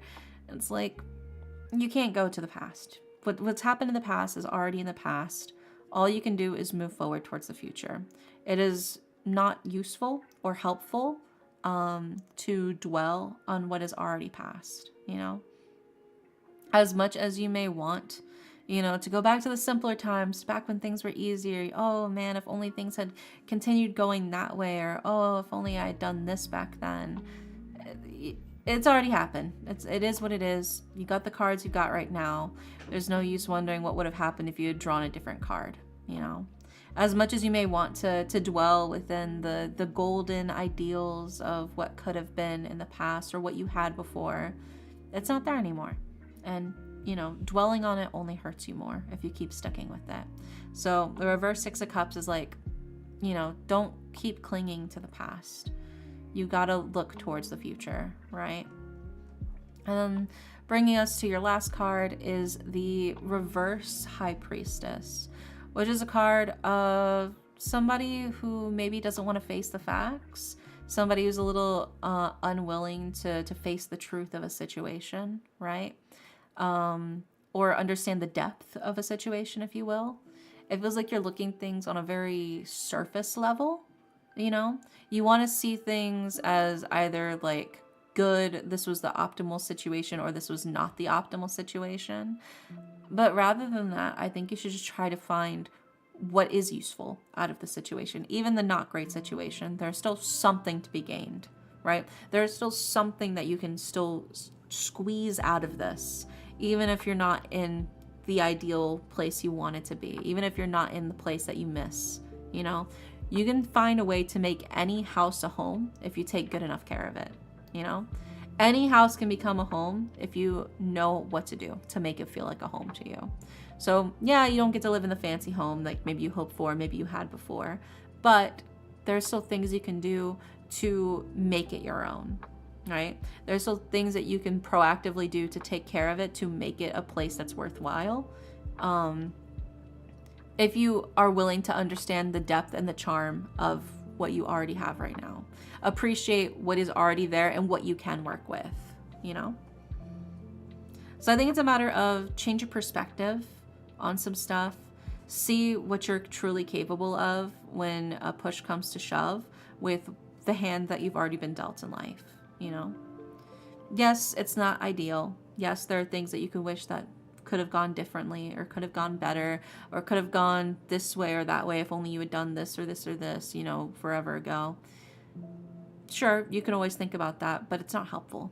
Instead, you just gotta see, just evaluate, well, I don't have that, so I gotta focus on what I do have, and this is what I have. Well, I could work with this. I could adjust this, and maybe with like, you know, a little sprucing up, you know, a little bit of fresh paint. Maybe I get a new bed or something, or some cute bed sheets and like some curtains, and you know, I can make this house a home. I can make the most out of this situation, possibly even become more comfortable with this situation if I fully embrace it and understand the depths of it, you know? So there you go. I hope that helps, Shu. Fingers crossed. I think you'd be surprised what you have at your disposal if you look at it properly and objectively. You know what I do have? My beloved PS5. I love you, PS5. I remember it was me and it in my shitty apartment. Yeah, it's me, boy, the PS5, speaking to you inside your brain. Leave the girl. We don't need her. But for real though, I think it is a matter of you have things that you can work with. And like in this instance, maybe you're living in like a shitty apartment and you're not super happy with it, but you love your PS5. Well, why don't you make a cozy little nook for yourself that you can feel like you can game freely and fully relax in that shitty apartment? You know, you get a nice couch, a comfy TV, you know, and you set up your own little cozy center to get snuggly at, you know, and that's where you game. And now you've made that that shitty apartment a home. I'm gonna rewatch the new ASMR. It's really good. Oh, thank you, Jacob. I'm glad you like the new ASMR. I hope you get lots of rest. Oh, dog, my apartment is cozy as fuck. Oh, let's go. I was just using that as an example. You know, that was just like an example. But finding things that you do have at your disposal to make things better for yourself, right? That's just an example, you know. That is the idea of whatever you have at your disposal, you should use to maximize, to make up for whatever you do lack, you know. I think that's sort of the key thing here, is just evaluating what you do have and then using that to your advantage to make the most out of your life. Yeah, the new Hitchhiking one's probably my favorite. I'm so glad. I worked so hard on the Hitchhiker ASMR. I was getting sad because it was kind of like, it's kind of flopping on YouTube. Out of like the rankings on, out of the rankings for like the YouTube videos, it's like 9 out of 10. It's not been doing well at all. I was just like, no, I worked so hard on it. But I'm glad that people who have seen it have said that they really liked it though. But yeah, see you later. Be careful with the blizzard. You too, be safe. Yeah, all of you, especially if you live in the United States, make sure you're taking care of yourself, especially with the big blizzard, the big winter storm that's coming. I'm expected to get a lot of snow, but there's some places that are expected to get a lot of ice and a lot of freezing rain. So just do what you gotta do to keep yourself safe. Stay warm, stay cozy. And now tomorrow, I am planning to stream tomorrow, but I'm torn. Should I play Royal Alchemist again and play it on easy mode, so the skill checks don't kill me, or do I play Arknight's Enfield tomorrow? Yeah. So it's gonna be Alchemist Redemption or is it gonna be Arknights? You know, maybe I'll do like a little poll for it to see. But we'll play one or the other tomorrow. I'm just not sure which one yet. But yeah. You forgot to buy hot cocoa mix. You gotta get some. Yeah. Yeah, the storm is expected to hit like Friday night slash Saturday. So if you're gonna buy anything, you better get it tomorrow, like as soon as possible. I say early in the morning if you can. Because the stores are already starting to get crowded at a lot of places of people prepping for the storm. But yeah.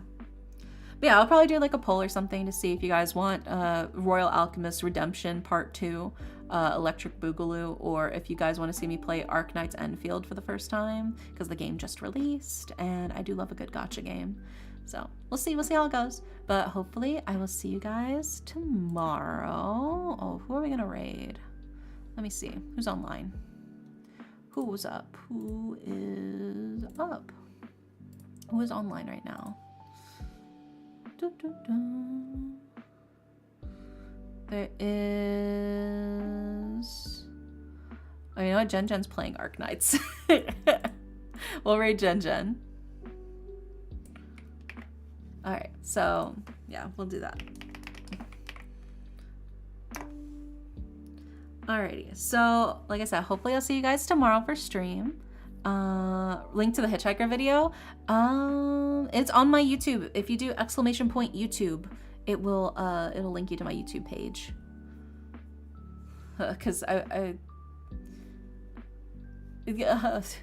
yeah, my thing is covered. Hold on, I can do it. Yeah, there you go. There's the link to my YouTube page. It's the most recent video on my YouTube page. There you go. Thank you, Cola. Yeah, hopefully I'll see you guys tomorrow for either Royal Alchemist or Arknight's Enfield. If not, no worries. I'll see you when I see you. Hope you guys have a wonderful, wonderful night. And good night.